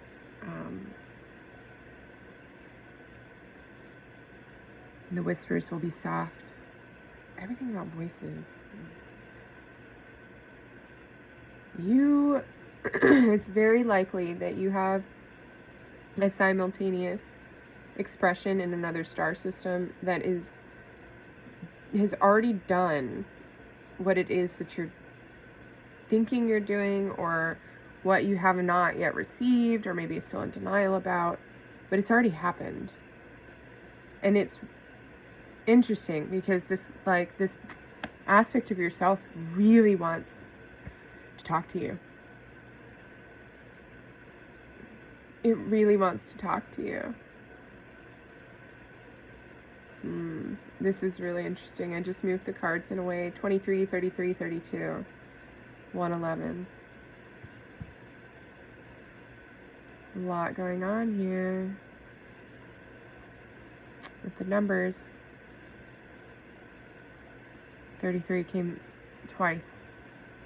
So, yeah, and if you're not into numerology, I'm hearing this right now too, because I said something about numbers in sacred geometry. If you're not into numerology, I'm hearing it's really important for you to do that, because your guides, yourself is trying to speak to you, and sometimes it comes through in numbers.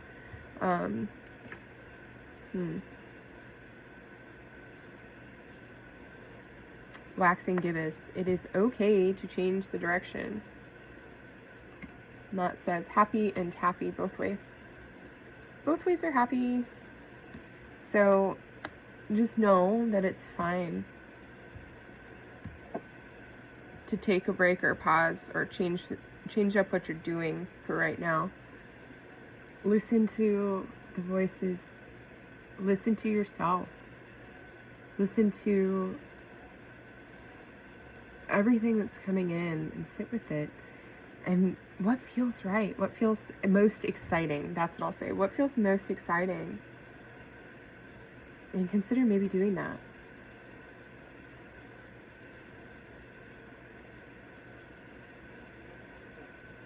Magic wand. Focus your energy on one thing. This is really important. I'm hearing like this is extremely important for quite a few people. If you are someone like me who has all kinds of things they really wanted to do here when they were signing up for their life, there are all kinds of things that keep coming through that you really want to do because it's something you signed up to do. And there is plenty of time to do it all, especially as you work on this journey to wholeness and radiating that light that you have. I'm seeing this here too, like this radiation. Just radiating that light out.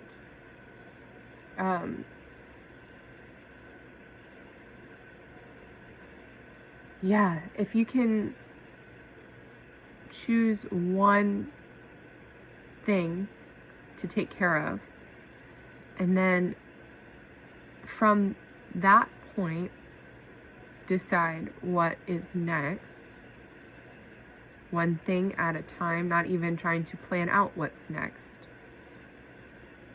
but getting to that point at the end of the first thing that you decided to take care of, then you start the next thing. Yeah. So one thing at a time. Don't have like all these like frayed energetic ends. Like I'm definitely working on mine right now because I've kind of signed myself up for a lot and I'm like, okay, I gotta pick one thing. So create a schedule. I'm hearing that.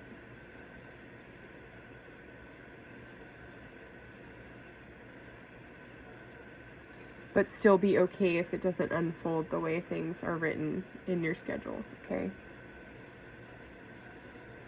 In last quarter moon, what is holding you back? What is holding you back? What is keeping you in this darkness?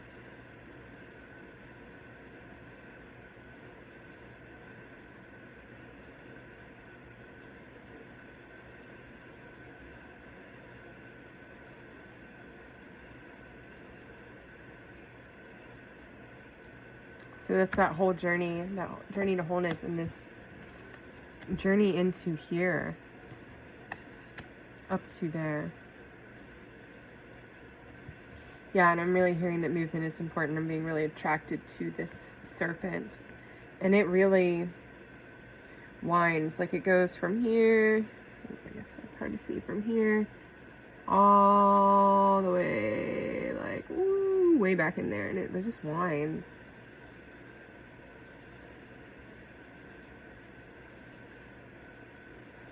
So having that, like, ooh, that actually felt good. I have scoliosis, so when I come into alignment on a mental, emotional level, I'll start coming into a physical alignment as well. And vice versa. So if I start unlocking something physically, other things will begin to come up mentally and emotionally. But yeah, like getting this movement going. And yeah, and like being on the ground, like grounded like a snake, grounded like a serpent. Because there's still this transformation in the grounding. Ground center to anchor.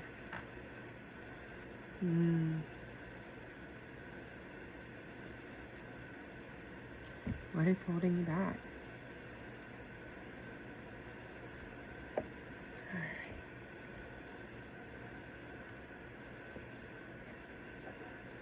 Alright. What messages can we receive? What messages of encouragement can we receive on this journey to wholeness?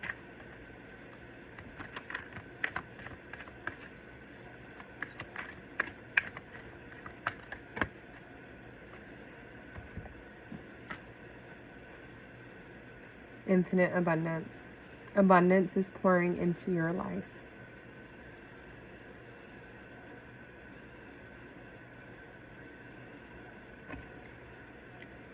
All of these apple trees. Yeah. And now I'm like thinking, this might be really resonant for someone, but mostly I'm hearing the symbolism of it. The Big Apple, like New York City, especially before, it used to have so much opportunity.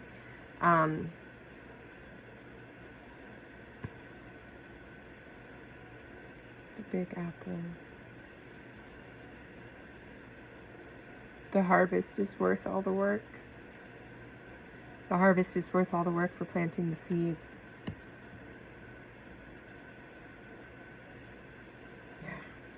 Yeah. So the abundance is literally right on the other side of what's holding you back. It's just like, it's like night and day. Literally like night and day. Yeah. Beautiful. And so you'll find that within. You'll find that as you go through this journey to wholeness.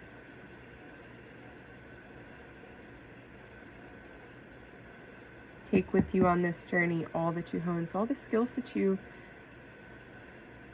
learned, just utilize them. You know, I mean, you learn for a reason, so use them. Use them. All right, pile number 2. That was really awesome. Yeah, and if I'm curious about the Mount Shasta thing and these codes that are coming in, if you want to share, by all means, please do.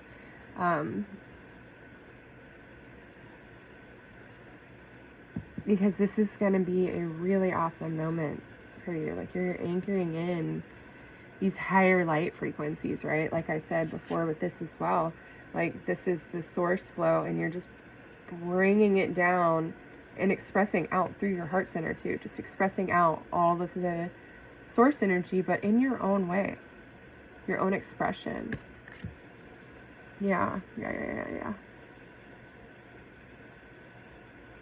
And I keep looking at this. Halloween might really be something for someone.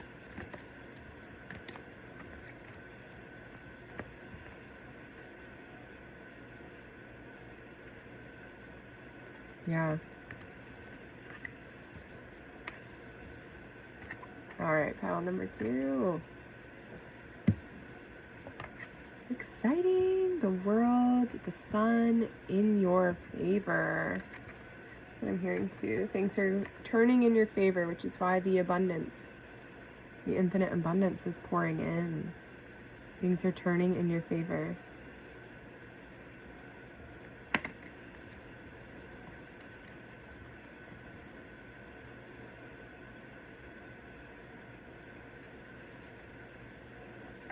Yeah. All right, well, I trust that you will stay well. Until next time. Hi, pile number 3. Okay, so there's a lot going on with you guys for sure. A lot can come in with one little card. Let me tell you. Okay. So you are really living this new way, like you're a new being, pretty much. Your human is gone, and you've rebirthed yourself into this new being. And again, your stones were this, I don't know. It looks like an eye. Again, if anybody has any clue what this is, please let me know. And the other thing is this prophecy stone that has like these triangle shapes in it.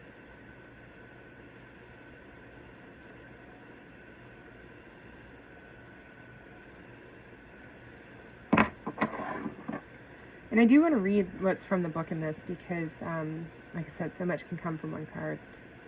And there really is a lot here.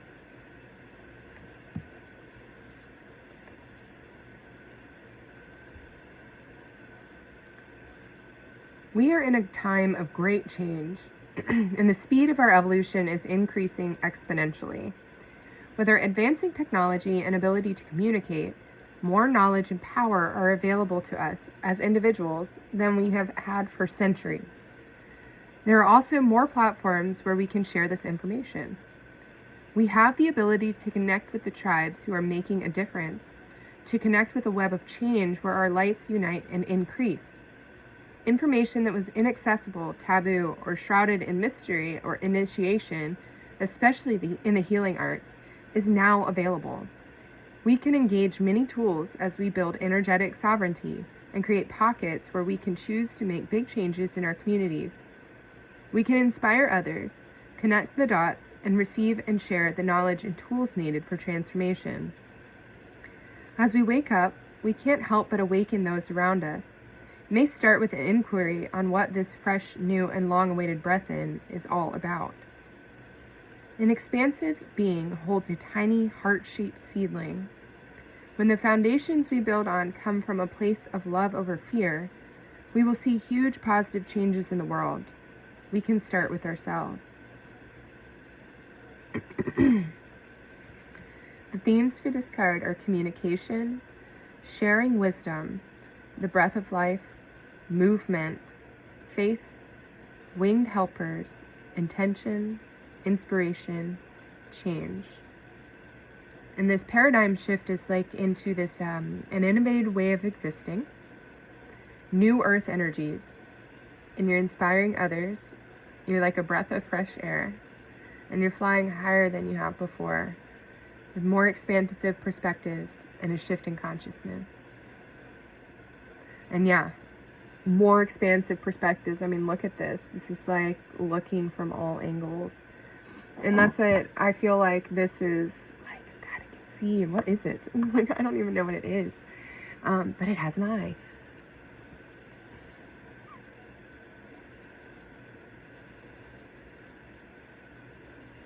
Looking at the crystals too, I'm drawn to those. You might be into crystal work or resonating with crystals, and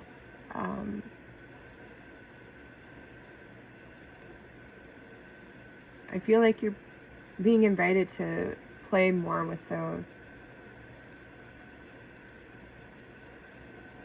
And you're like really activating these higher chakras that are outside of the body. Like, you're in alignment and you are really tapping into these higher realms, these higher frequencies, these higher dimensions. I'm talking like 8th, 9th, 10th, 11th, 12th. Okay. Those things. And so this might get a little bit weird at times.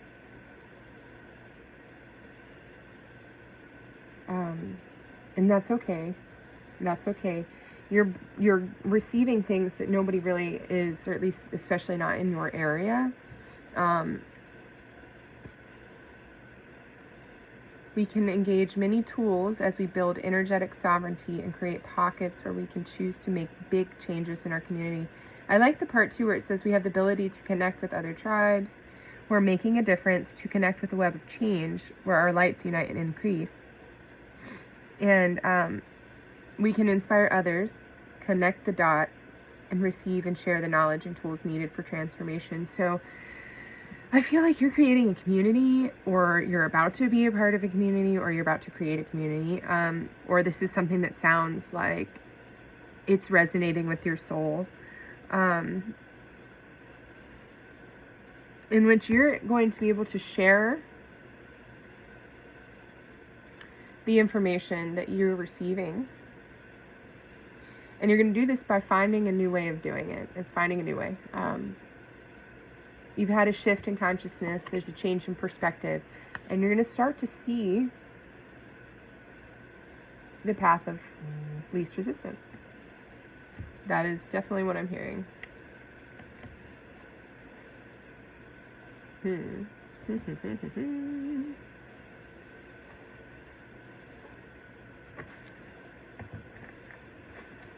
Oh gosh, I don't even know. I don't know. Okay.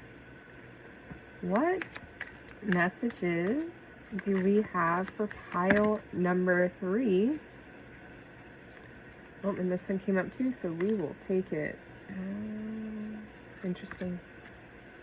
All right. So the one that I picked up while I was trying to take the card that flipped over, and it's like begging to be talked about first, actually. It's like the Tower card, the crumbling. What are you clinging on to? This, so your keys, where, you know, you've helped unlock this root chakra activation collectively. The keys that you are coming into are these things. Like, you are shifting into this new way of being. And so the things what's holding you back will be whatever you're holding on to. People, places, things, ideas. Any of those can be held on to.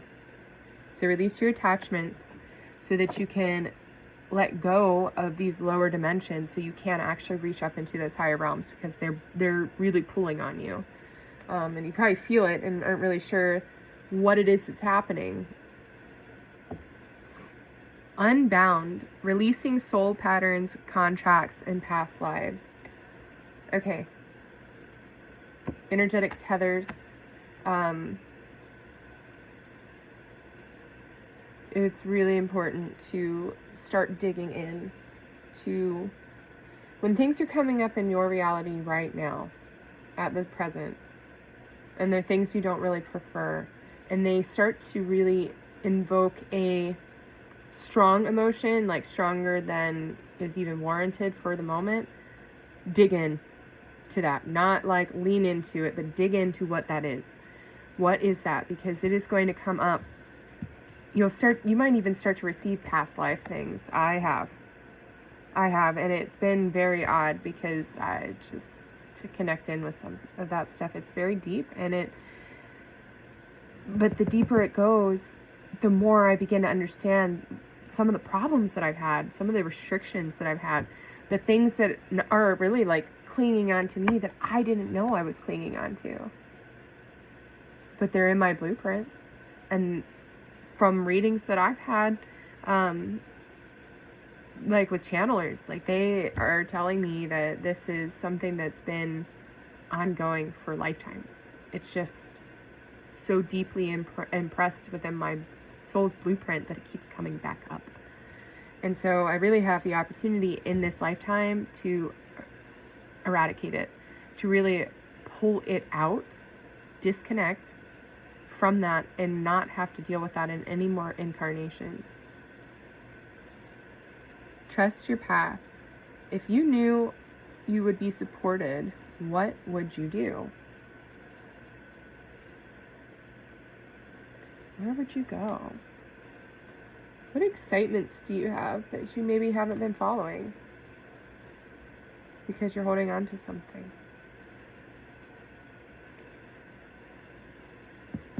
Trust your path and push forward. Lean in. Trust the niggle. What is the niggling feeling trying to tell you? This is interesting. It looks like she's holding her stomach as if she's holding a baby, and they're holding light, like right at their stomach. And I know that like they're talking about the gut, but for whatever reason, like this is really, I'm really drawn to this aspect, and that it looks like she's holding a pregnant belly.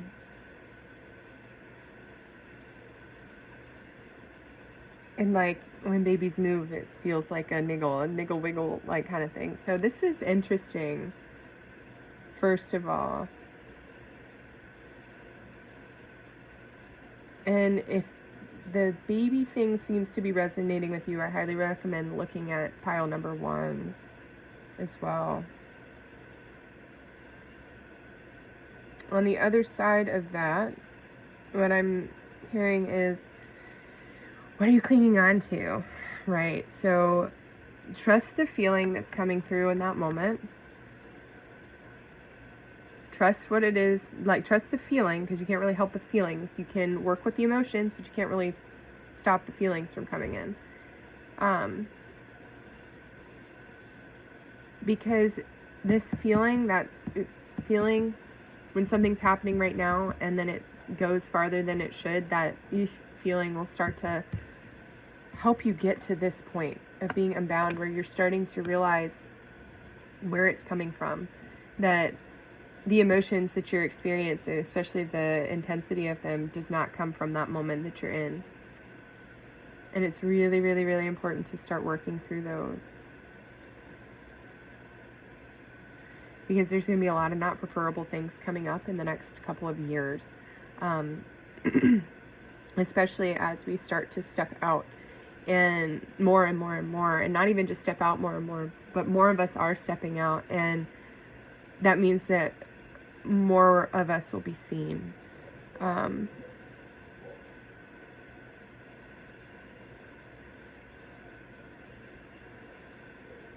so it gives you a greater opportunity in the reflections as well that you're receiving, but you're going to be seen more, and so it's really important to really embody the things that you're receiving, so that when you go to talk about them, it's more understood in a way that, I guess at that point you could say understood. It's understood at that point, once you've embodied it. In protection, call back your power, cut the cords, soul retrieval. Yeah, so yeah, I feel that. Okay, so some of you have some very, very, very, very, very deep connections to some goddess energies that have been shunned over time, or ripped down, or many goddess energies, high priestess energies, And even those lifetimes where maybe you were killed. I'm sorry, goddess and god energies. Please excuse me. I'm looking at cards with women on them, so it's like my brain. But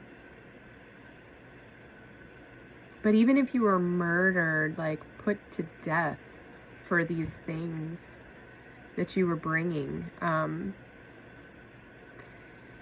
it's like I've seen this before, and so it's like you've removed yourself from what was the experience, and it's like you got that part of you got stuck there because you didn't come back with the body, with the death. Yeah, that's kind of weird, but you left your body, and then when the body died, you couldn't go back into it, so you're kind of just stuck until you regain consciousness of it and are able to pull it out and back into yourself. Interesting. So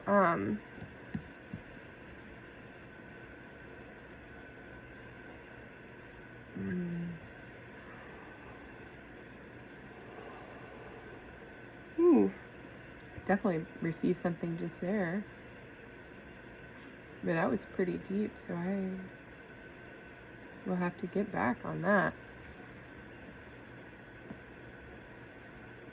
Call back your power, cut the cords, soul retrieval.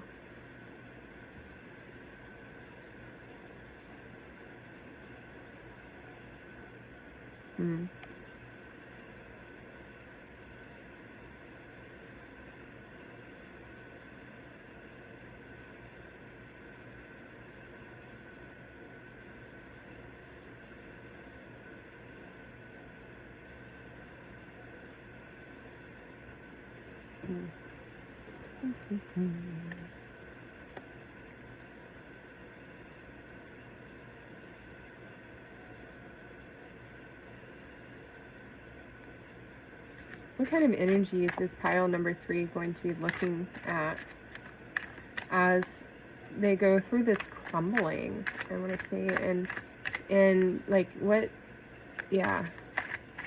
kind of energies are we looking at with this soul retrieval and cutting the cords, just bringing back the self, soul searching, reevaluation. There are a lot of very deep constructs here. It's on your blueprint. The wheel, change possibilities. Innovation. Yeah, try doing things a little differently. Just a little differently. Break the pattern. Release soul patterns. Yeah. 6 of shells. Sentiment and joy. I like that there's 2 little otters here.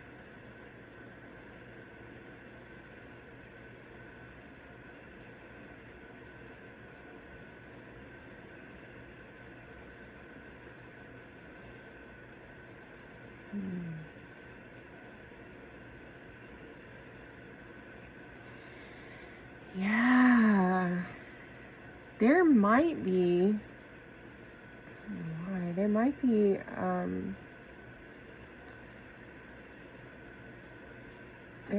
a connection coming in that's interesting. You might be attracting something like that in, and so with that, it's really important to release like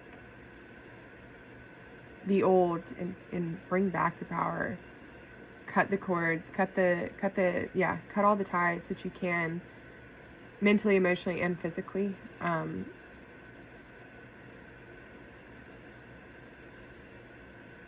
If you need to get a divorce, I'm hearing it's time.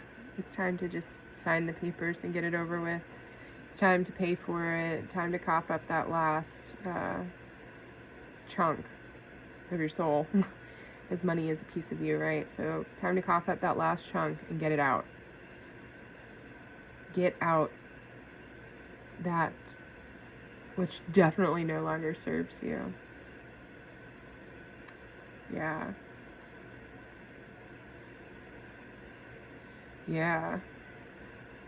All right.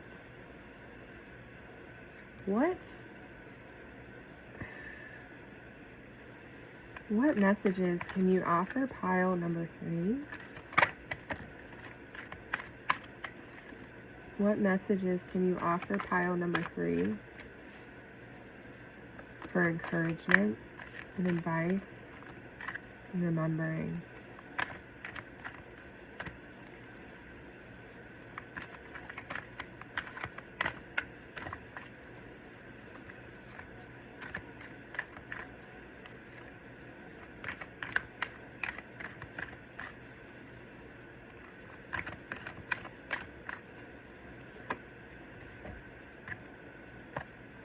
Breaking trail. A breakthrough is at hand. Yeah, you're about to change so much for yourself and for others. Joy and delight, yeah. Open your heart to joy. You deserve it. You deserve it. It's time. I mean, you're moving up into these higher frequencies. It's time to enjoy the joy. It's time to experience that. Don't be so serious all the time. Don't be so serious all the time. That's what I'm hearing right now. Don't be so serious all the time. Why so serious? Be like a child. Yeah, if you resonated with this and you feel called to look at pile 1, I definitely recommend it. Trust your path, trust the niggle, trust yourself. That's what I'm hearing, like, especially like you're on this huge shift here, moving up into these higher frequencies. So you've really made it very far so far. Like, I mean, you've done the work, right? But there's some stuff that you're holding on to, and it may be right outside your consciousness. It might be, yeah, sit, read, watch, listen. And anytime you hear a name that is really vibrating for you, it's like tickling you, talking to you, whatever it is, definitely go look that up, research that stuff, because when you do that, something moved behind me again. When you do that, you will give yourself the opportunity to start to see and receive things about who you are. And this card kind of fell out while I was doing some, oh no, never mind. No, it didn't. It was the root chakra again. And in this transformation, and like you really are anchoring in these frequencies. You really, really, really are. And right now, like what's coming in as you're doing that, as you really begin to jump higher and higher, you've got to let go. It's like, because they're tethering you down. It's holding you down from like ascending up to these heights.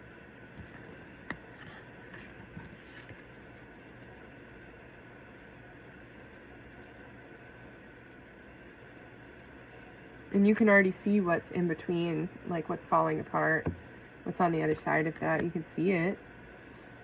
So there's no harm in letting things go, right? I feel that. But just know, this is coming. You're working on this daily. I can feel that. Reevaluation. Yeah, it's okay. It's okay if you need to stop for a moment to think about what it is that you're doing. Is it what somebody else wants you to do, or is it what you're being guided to do by yourself and by source? Yeah.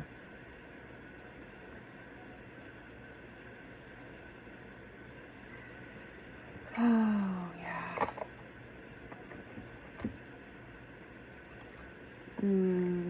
I'll pull one more. Or a few more from this. There's some stuff that you can do to help yourself through these stages of letting things crumble.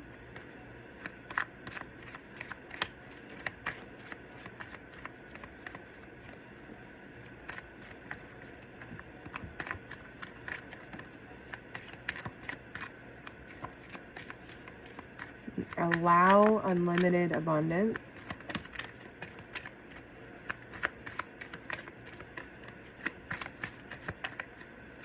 There we go. Allow unlimited abundance. And I made a comment earlier about the crystals. I feel like now what's coming through is if you don't work with crystals, consider it. And consider doing crystal grids. There is science behind that if you are feeling weird about that. So you can look it up, and there's science behind it. Forgive someone. I feel like this is going to be happening a lot, and that's what you need to do. I put this down on the Unbound. That's what you need to do in order to really start changing the patterns within you and letting go of the contracts. Get creative and excite your imagination with wonder.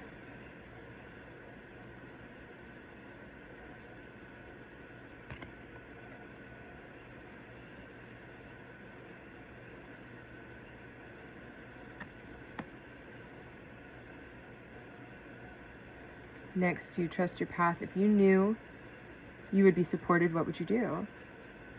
Get creative with it. Write it down. And let go of control and relax into flow. Be like a child. I see a child fairy. So relax into flow with the wings, but be like a child.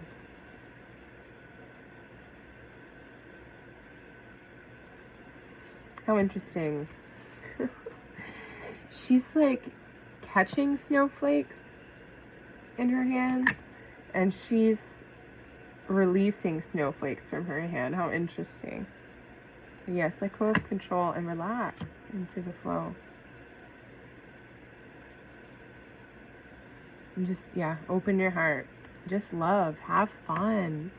Have fun, because these things are unfolding as they will, regardless. So enjoy it, at least. Enjoy being here. Otherwise, like, why? Why? If you're not going to enjoy it.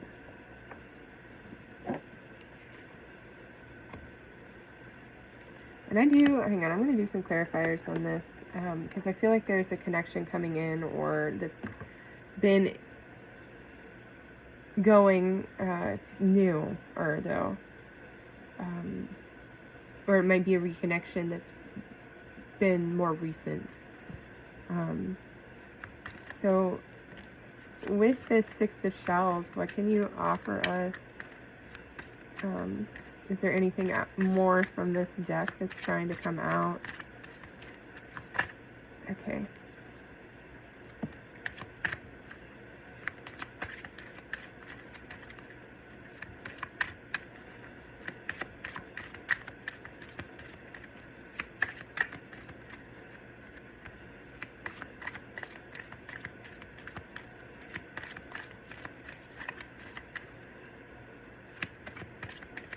Anything else?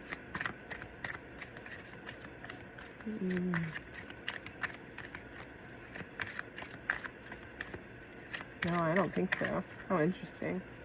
One more. Nope.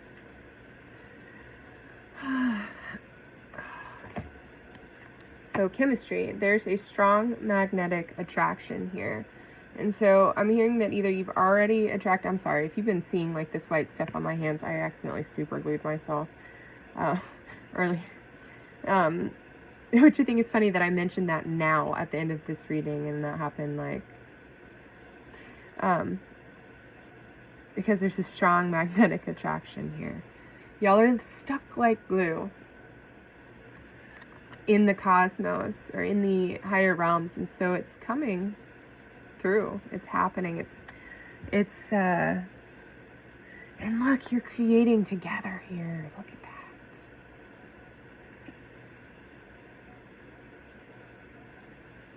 he's holding up the power and she's manipulating it into creation. How beautiful. So yeah, and look, there's Cupid hanging out over here on the side. Divinely orchestrated.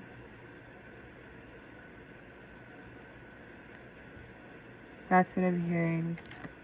That. And you deserve love. You are lovable.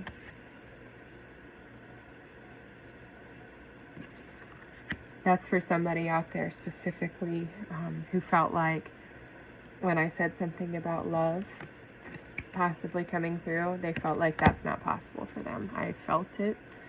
And Source came through to say, you are lovable. It is possible. And the more you love, the more you deserve it. And just be patient. Trust your path. Trust the niggles. And trust the feeling. Trust. That's what I keep hearing. Trust in the universe. And allow. Allow for things to unfold. But do not allow anybody to take your energy anymore. And call back what's already been gone. And just know that the more you put yourself into alignment with yourself, the more this will come through. Because you are stuck like glue in the cosmos. That's what I keep hearing. Stuck like glue in the cosmos. Stuck like glue in higher realms.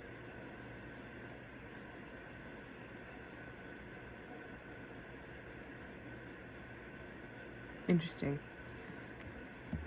And that's just specific, that take things as they resonate.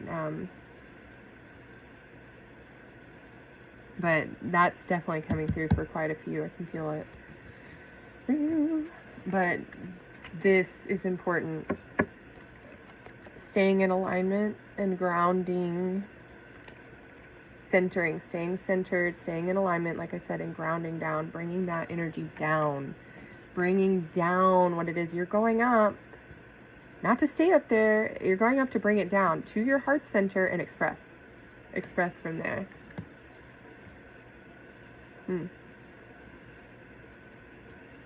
Yeah. And get creative and excite your imagination with wonder.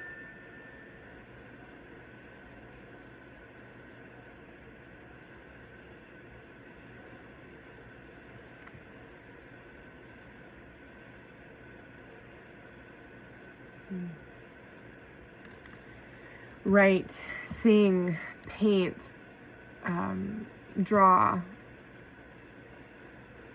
play music, get creative, whatever that is, whatever you feel guided or called to do. Garden.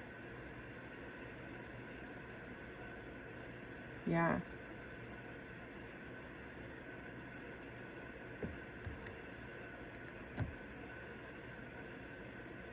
All right, pile number 3. You've definitely got a lot going on here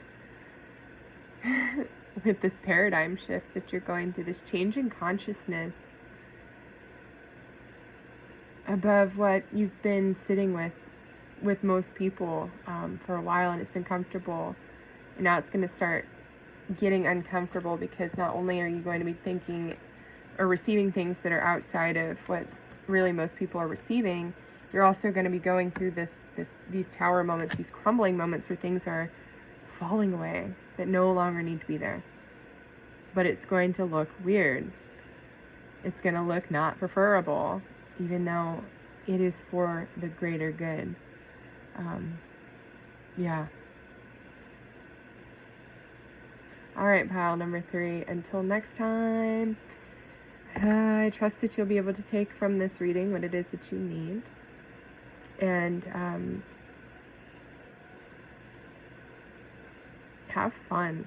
Yeah, that's what I'm getting. Have fun with this. Because the more fun you have, the more money you'll make.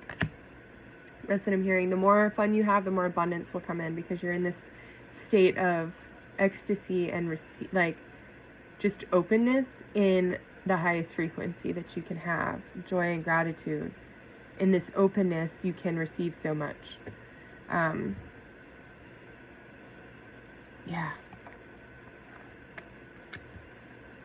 All right, until next time. Hey everyone, welcome to Full Moon Tarot 228. I am Rebecca, and I just finished doing a reading, and something came through about a new connection. That what was coming through in that moment was you're stuck like glue in the cosmos. This might be something like that you recently began someone you recently began a connection with. This could be someone that is coming into your reality very soon. But I really just want to like do a little reading on that to see what's going on and what kind of connections are here. Because if you're stuck like glue in the cosmos, you guys have been here a few times, right? So, or maybe not here, but you've been together a few times. So I'm just curious what kind of energy is surrounding y'all in this lifetime together.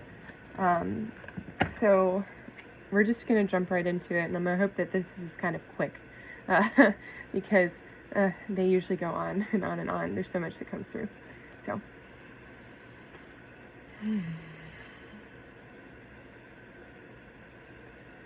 Source of infinite intelligence, divine mind of all that is, please channel through me your highest light frequencies so that we may traverse your deepest unconditional love pathways as we navigate these messages.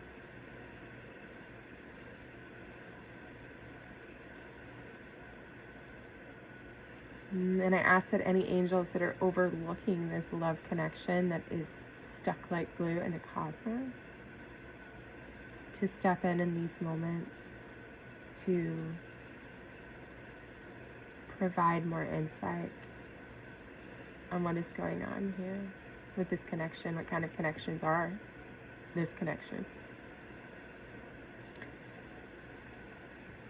So what energy, is surrounding this connection in this incarnation?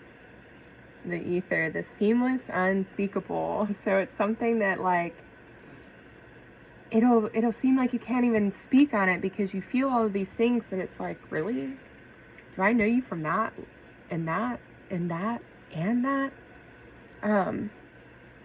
There will be a lot of remembrances that come up because of this person.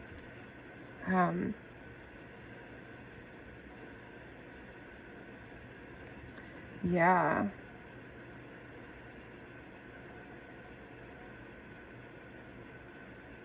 And it's so seamless. It'll be so seamless, so smooth and perfect that like you won't even have words to describe it. Yeah.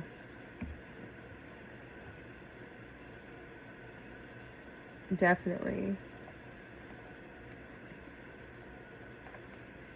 All right. What kind of energy can we expect to see around this? Ooh, that one just like threw so much out. Around this physical connection. Can we get a little more organized here? Thank you so much. What kind of energy is coming through or surrounding? I mean, not surrounding, but what kind of energy is this connection coming in with? That's what I want. What kind of energy is this connection when it meets in the physical coming in with? We have one more.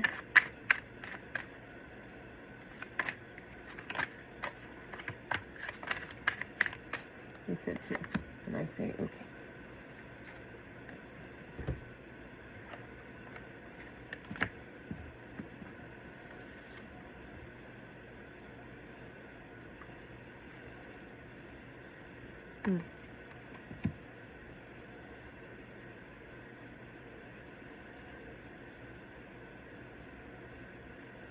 The Nine of Feathers, perspective and self-empowerment.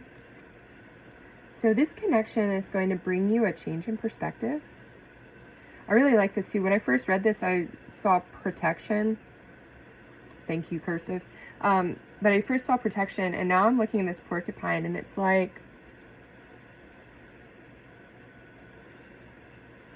yeah, the self-empowerment. This connection is going to help both people with their perspective, because it's like you two are so different in this incarnation. The lives that you've lived up until this point, but the soul aspects of yourselves are so similar.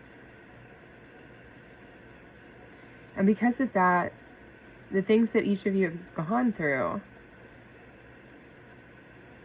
the unconditional love that you have for the other, will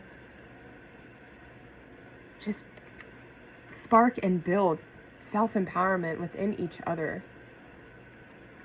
What I do want to say, though, with that coming through in that way, is be mindful of attaching to this person. Not to say that they're going to be gone. I just want to say that attachments just they're the root cause of suffering, right? So at least that's what Buddha would say. And I really, looking at the clock 555, am inclined to agree. And that's what's really coming through for this. If you're already in this connection, be mindful to be in a connection, not in an attachment, okay?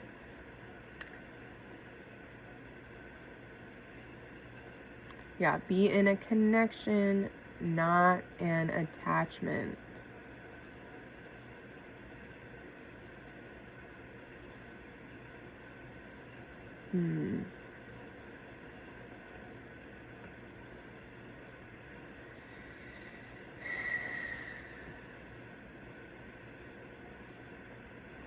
Also looking at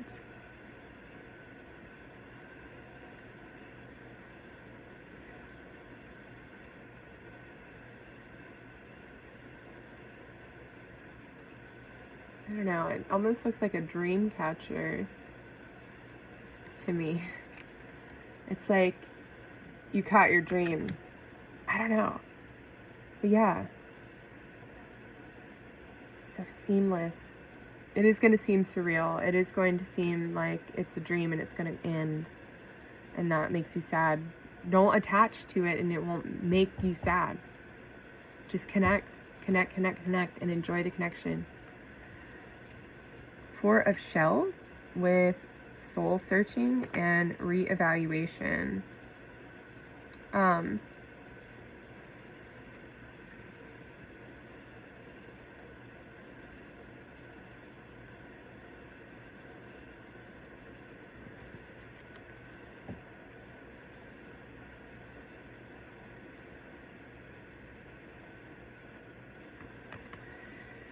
Yeah, it's time to take some time alone. Especially, yeah, soul searching and reevaluation.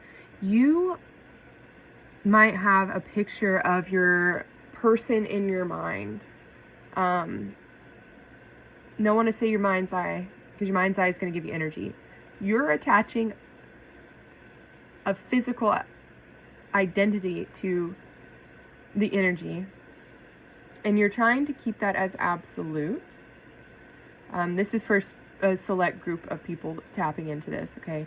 And because you're expecting this person to be of a certain nature, so to speak, this is going to hinder your ability to find them, because they might be right in front of you, and because you're expecting them to look a certain way, you'll never get it. You'll never see it. So judge not by appearances. That's what's coming through right now for sure. Judge not by appearances, but rather what is on the inside. Soul searching. Yeah, I'm really hearing that this is going to come through in a way that you didn't expect. So expect the unexpected, and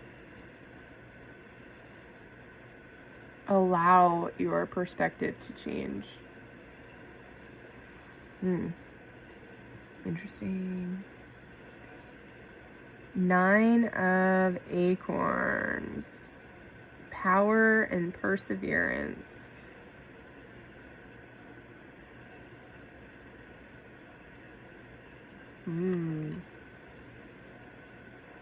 Beautiful leopard energy. There's time. Time is on here.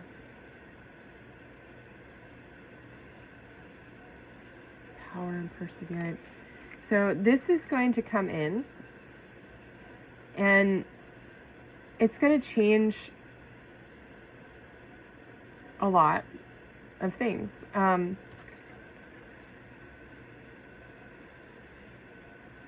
This is going to give you a new type of energy that will give you the ability to persevere. So that what I'm hearing, or what I'm seeing really, is the sacral chakra being activated and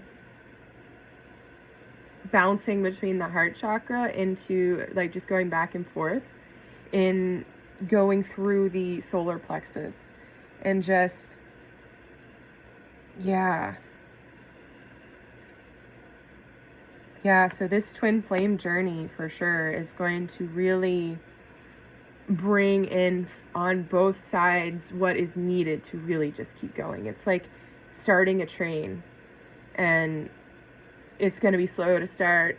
It's going to be slow to start, and then you're going to start to pick up, and it's just going to go, go, go, go, go, go, go. So there will be so much that will be affecting the willpower, I want to say. As I say that, I'm affecting the willpower, the magician, willpower and creation.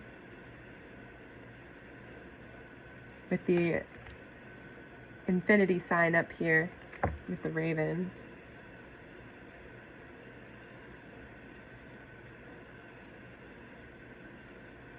Sitting on golden vines,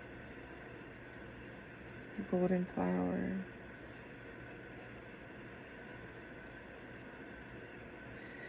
But yeah, the willpower is going to change. There's going to be like another why, right? You've already got a lot of whys, and now there's going to be another one, but there'll be one where it's reciprocated. It's a reciprocated why. And that reciprocation between the willpowers and the why, like, will leave room for this creation. For sure. And then 5 of shells. Hope and readjustment.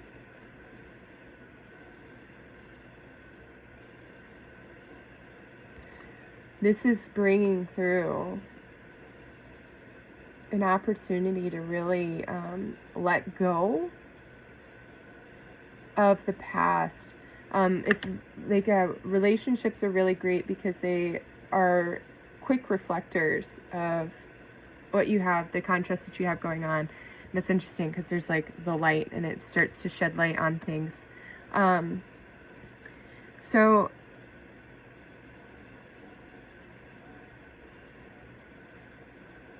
this hope and readjustment here. So the hope is coming through with the light and the love, the unconditional love with this person. And it is giving you the opportunity to readjust that unconditional love that's coming through with this person, and it's reciprocated, right?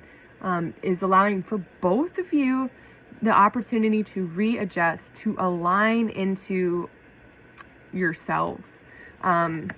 This, like, that's stuck like glue in the cosmos selves. Yeah.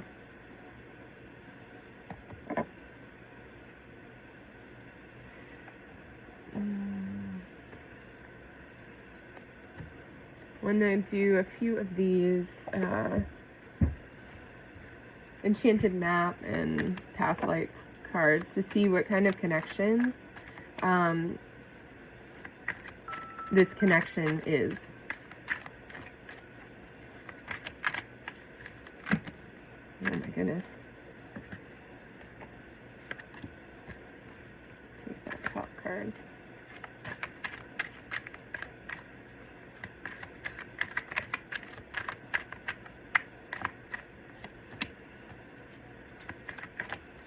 What kind of energies? Oh my goodness.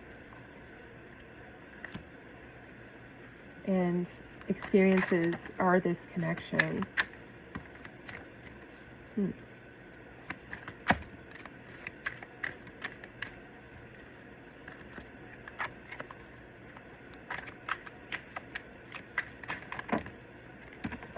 Oh my goodness.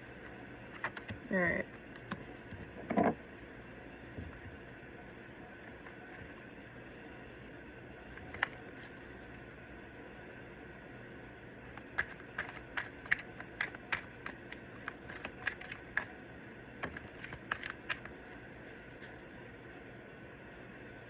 Interesting.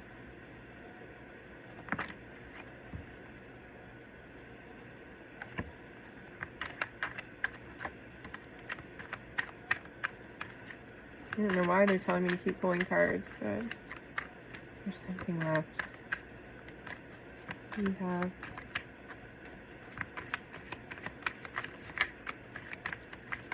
have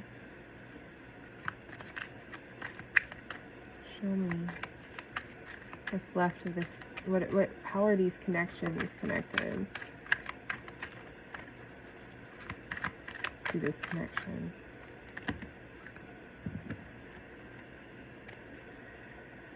Okay.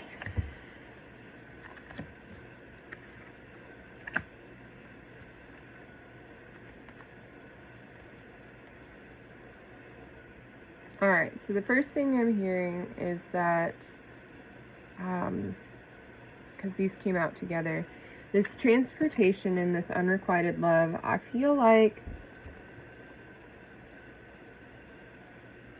in the past,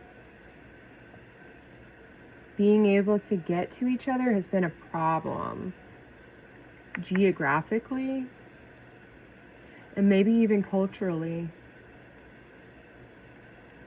And this isn't something that because, I mean, it wasn't because the other person didn't love you. It was that they couldn't give their love to you physically. And you guys could feel each other before. And so that's how you guys are able to do this now. You felt each other before. But this left you feeling like this. Because this happened, I feel like, getting goosebumps. I feel like this happened in more than one lifetime. And it was because of authority figures. There were rules in place that you could not be together for whatever reason. There were wars and battles over whatever reason this was. And now I'm seeing this. I was thinking about this too, this Confederate flag.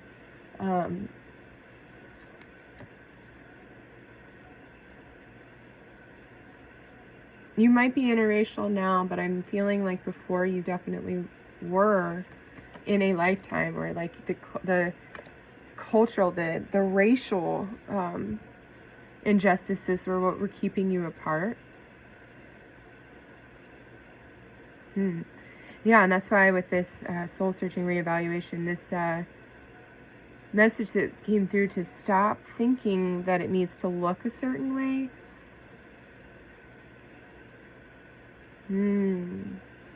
Interesting. Dry desert. Yeah, it's felt like you guys have been kind of like out here on your own.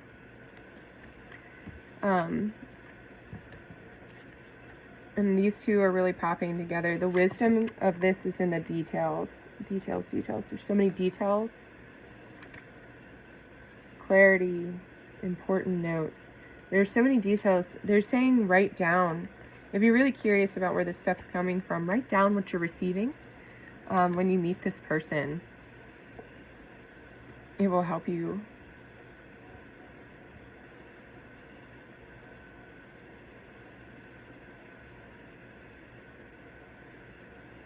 Goblins. I feel like there's a connection in the fairy realm as well. I feel like that's what's coming through here. It doesn't necessarily have to be goblins, but the fairy realm. So you guys have a connection there. Something about Asia. You have a connection to a life in Asia. Take these as they resonate. Again, always do that. You might feel like Asia, yes, and wars and battles, no. You might feel like wars and battles, yes, and Asia, no. So just take things as they resonate. Wide open. Magic prayer. Moonlight. This is interesting. It's like wide open to receive, because you've been doing these magic prayers, and it's like by the moonlight. Even subconscious, your subconscious has been praying. And you're wide open to receive this. You're getting yourself into this state of being open to receive. You both have been looking for this. You both have been manifesting this.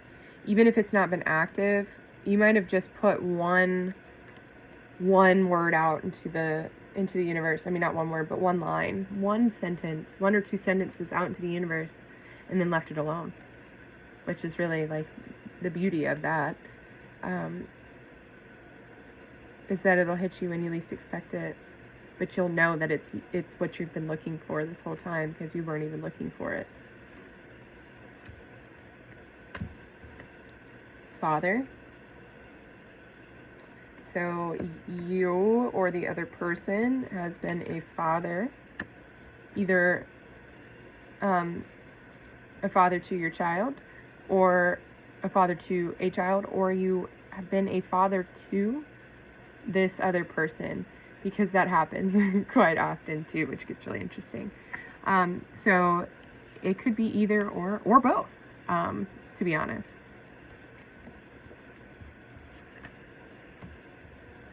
Deep freeze. I don't know why all of a sudden what came up with this is that you've been here together before the Ice Age. So yeah, you've been here like during the times that humanity was in higher vibrations, but you were here too in these lower vibrations, and that's what's coming up again with this, is that it just wasn't able to come through because of how dense everything was.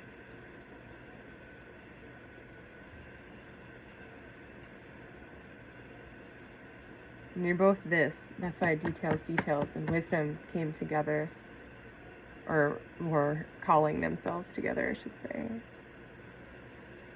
Wizard of Awareness. You both have this understanding. Magician. You have this understanding for things that is reciprocated. That's what I keep hearing, is reciprocated. It is not unrequited.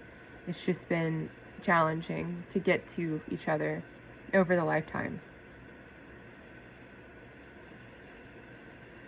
And then Sacred Pool.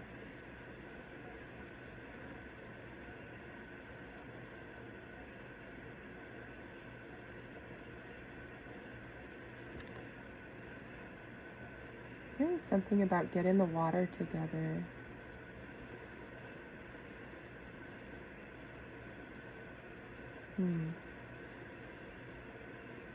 That's interesting.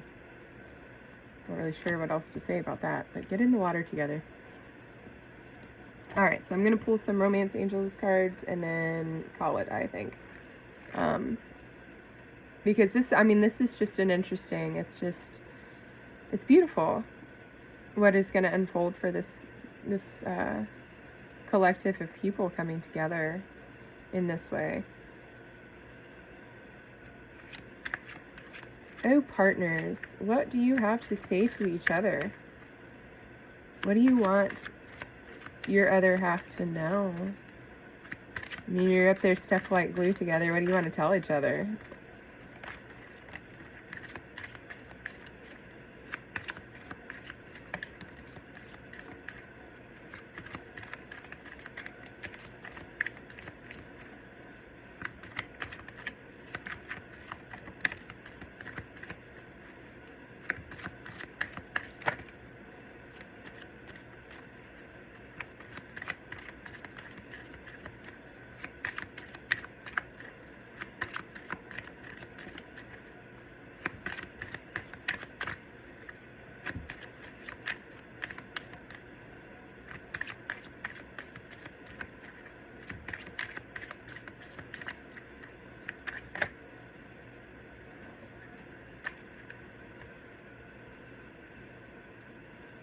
All right, so the first thing I want to say is these last two.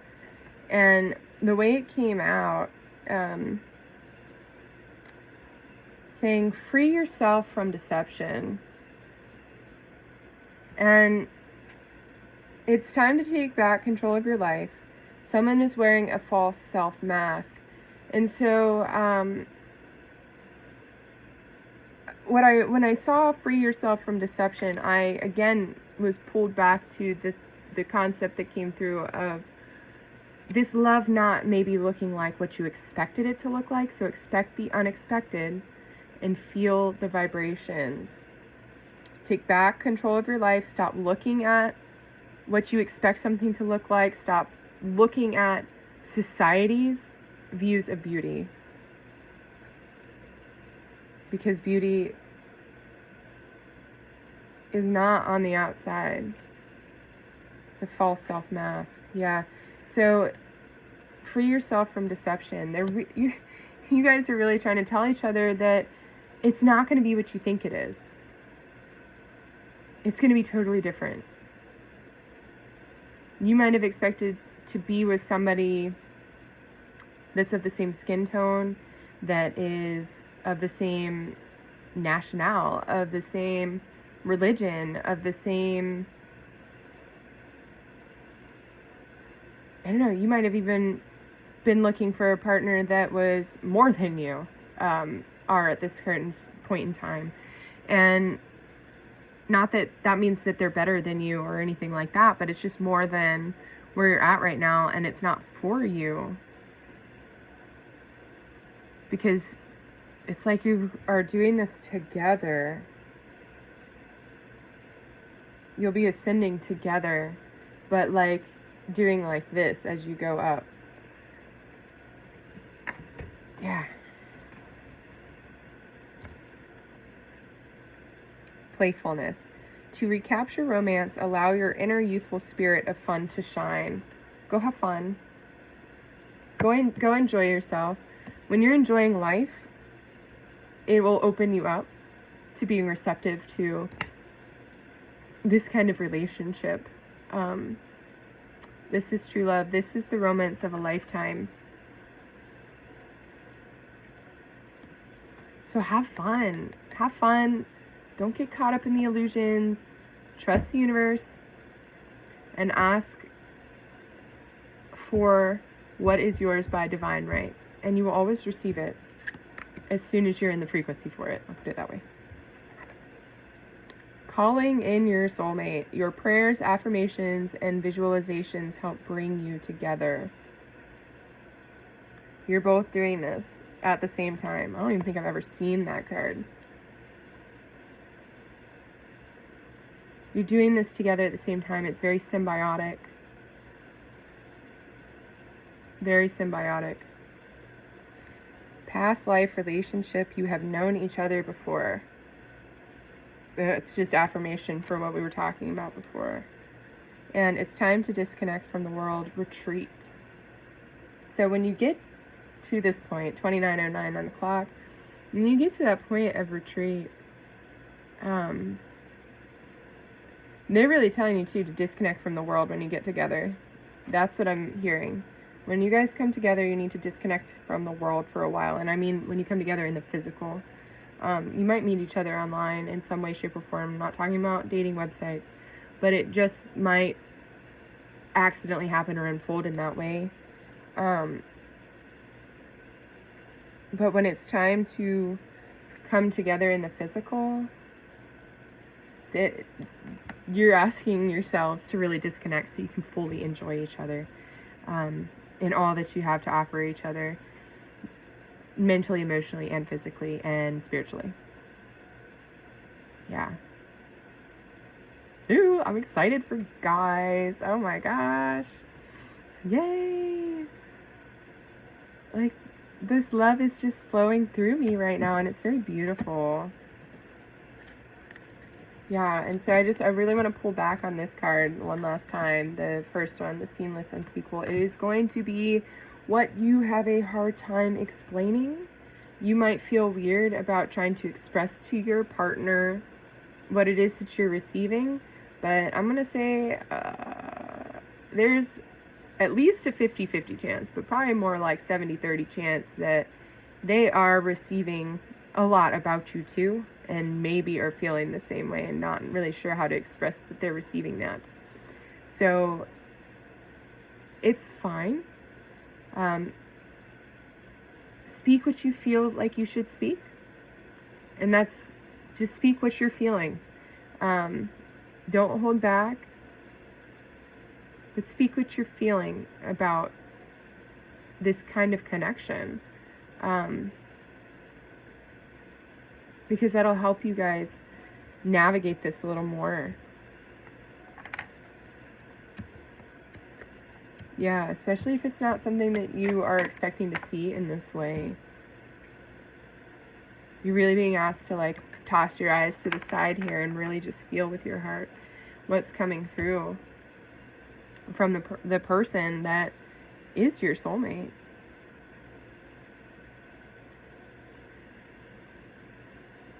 Yeah. Really cool. All right, everybody. I think that's it for tonight. And I trust that you're able to take what resonates for you from these messages. And let me know. Let me know if there are any questions that you have. I'd be happy to do a reading for those. And yeah, I love this reading. It's very beautiful. The connection, the sparks that you're giving each other through this connection. And it's not the first time, and I'm sure it won't be the last. I'm sure it won't be the last, but if it happens again in this world, you'll at least remember. You'll at least remember. It won't be this whole game like it was again this time. All right, everyone. Till next time, take care.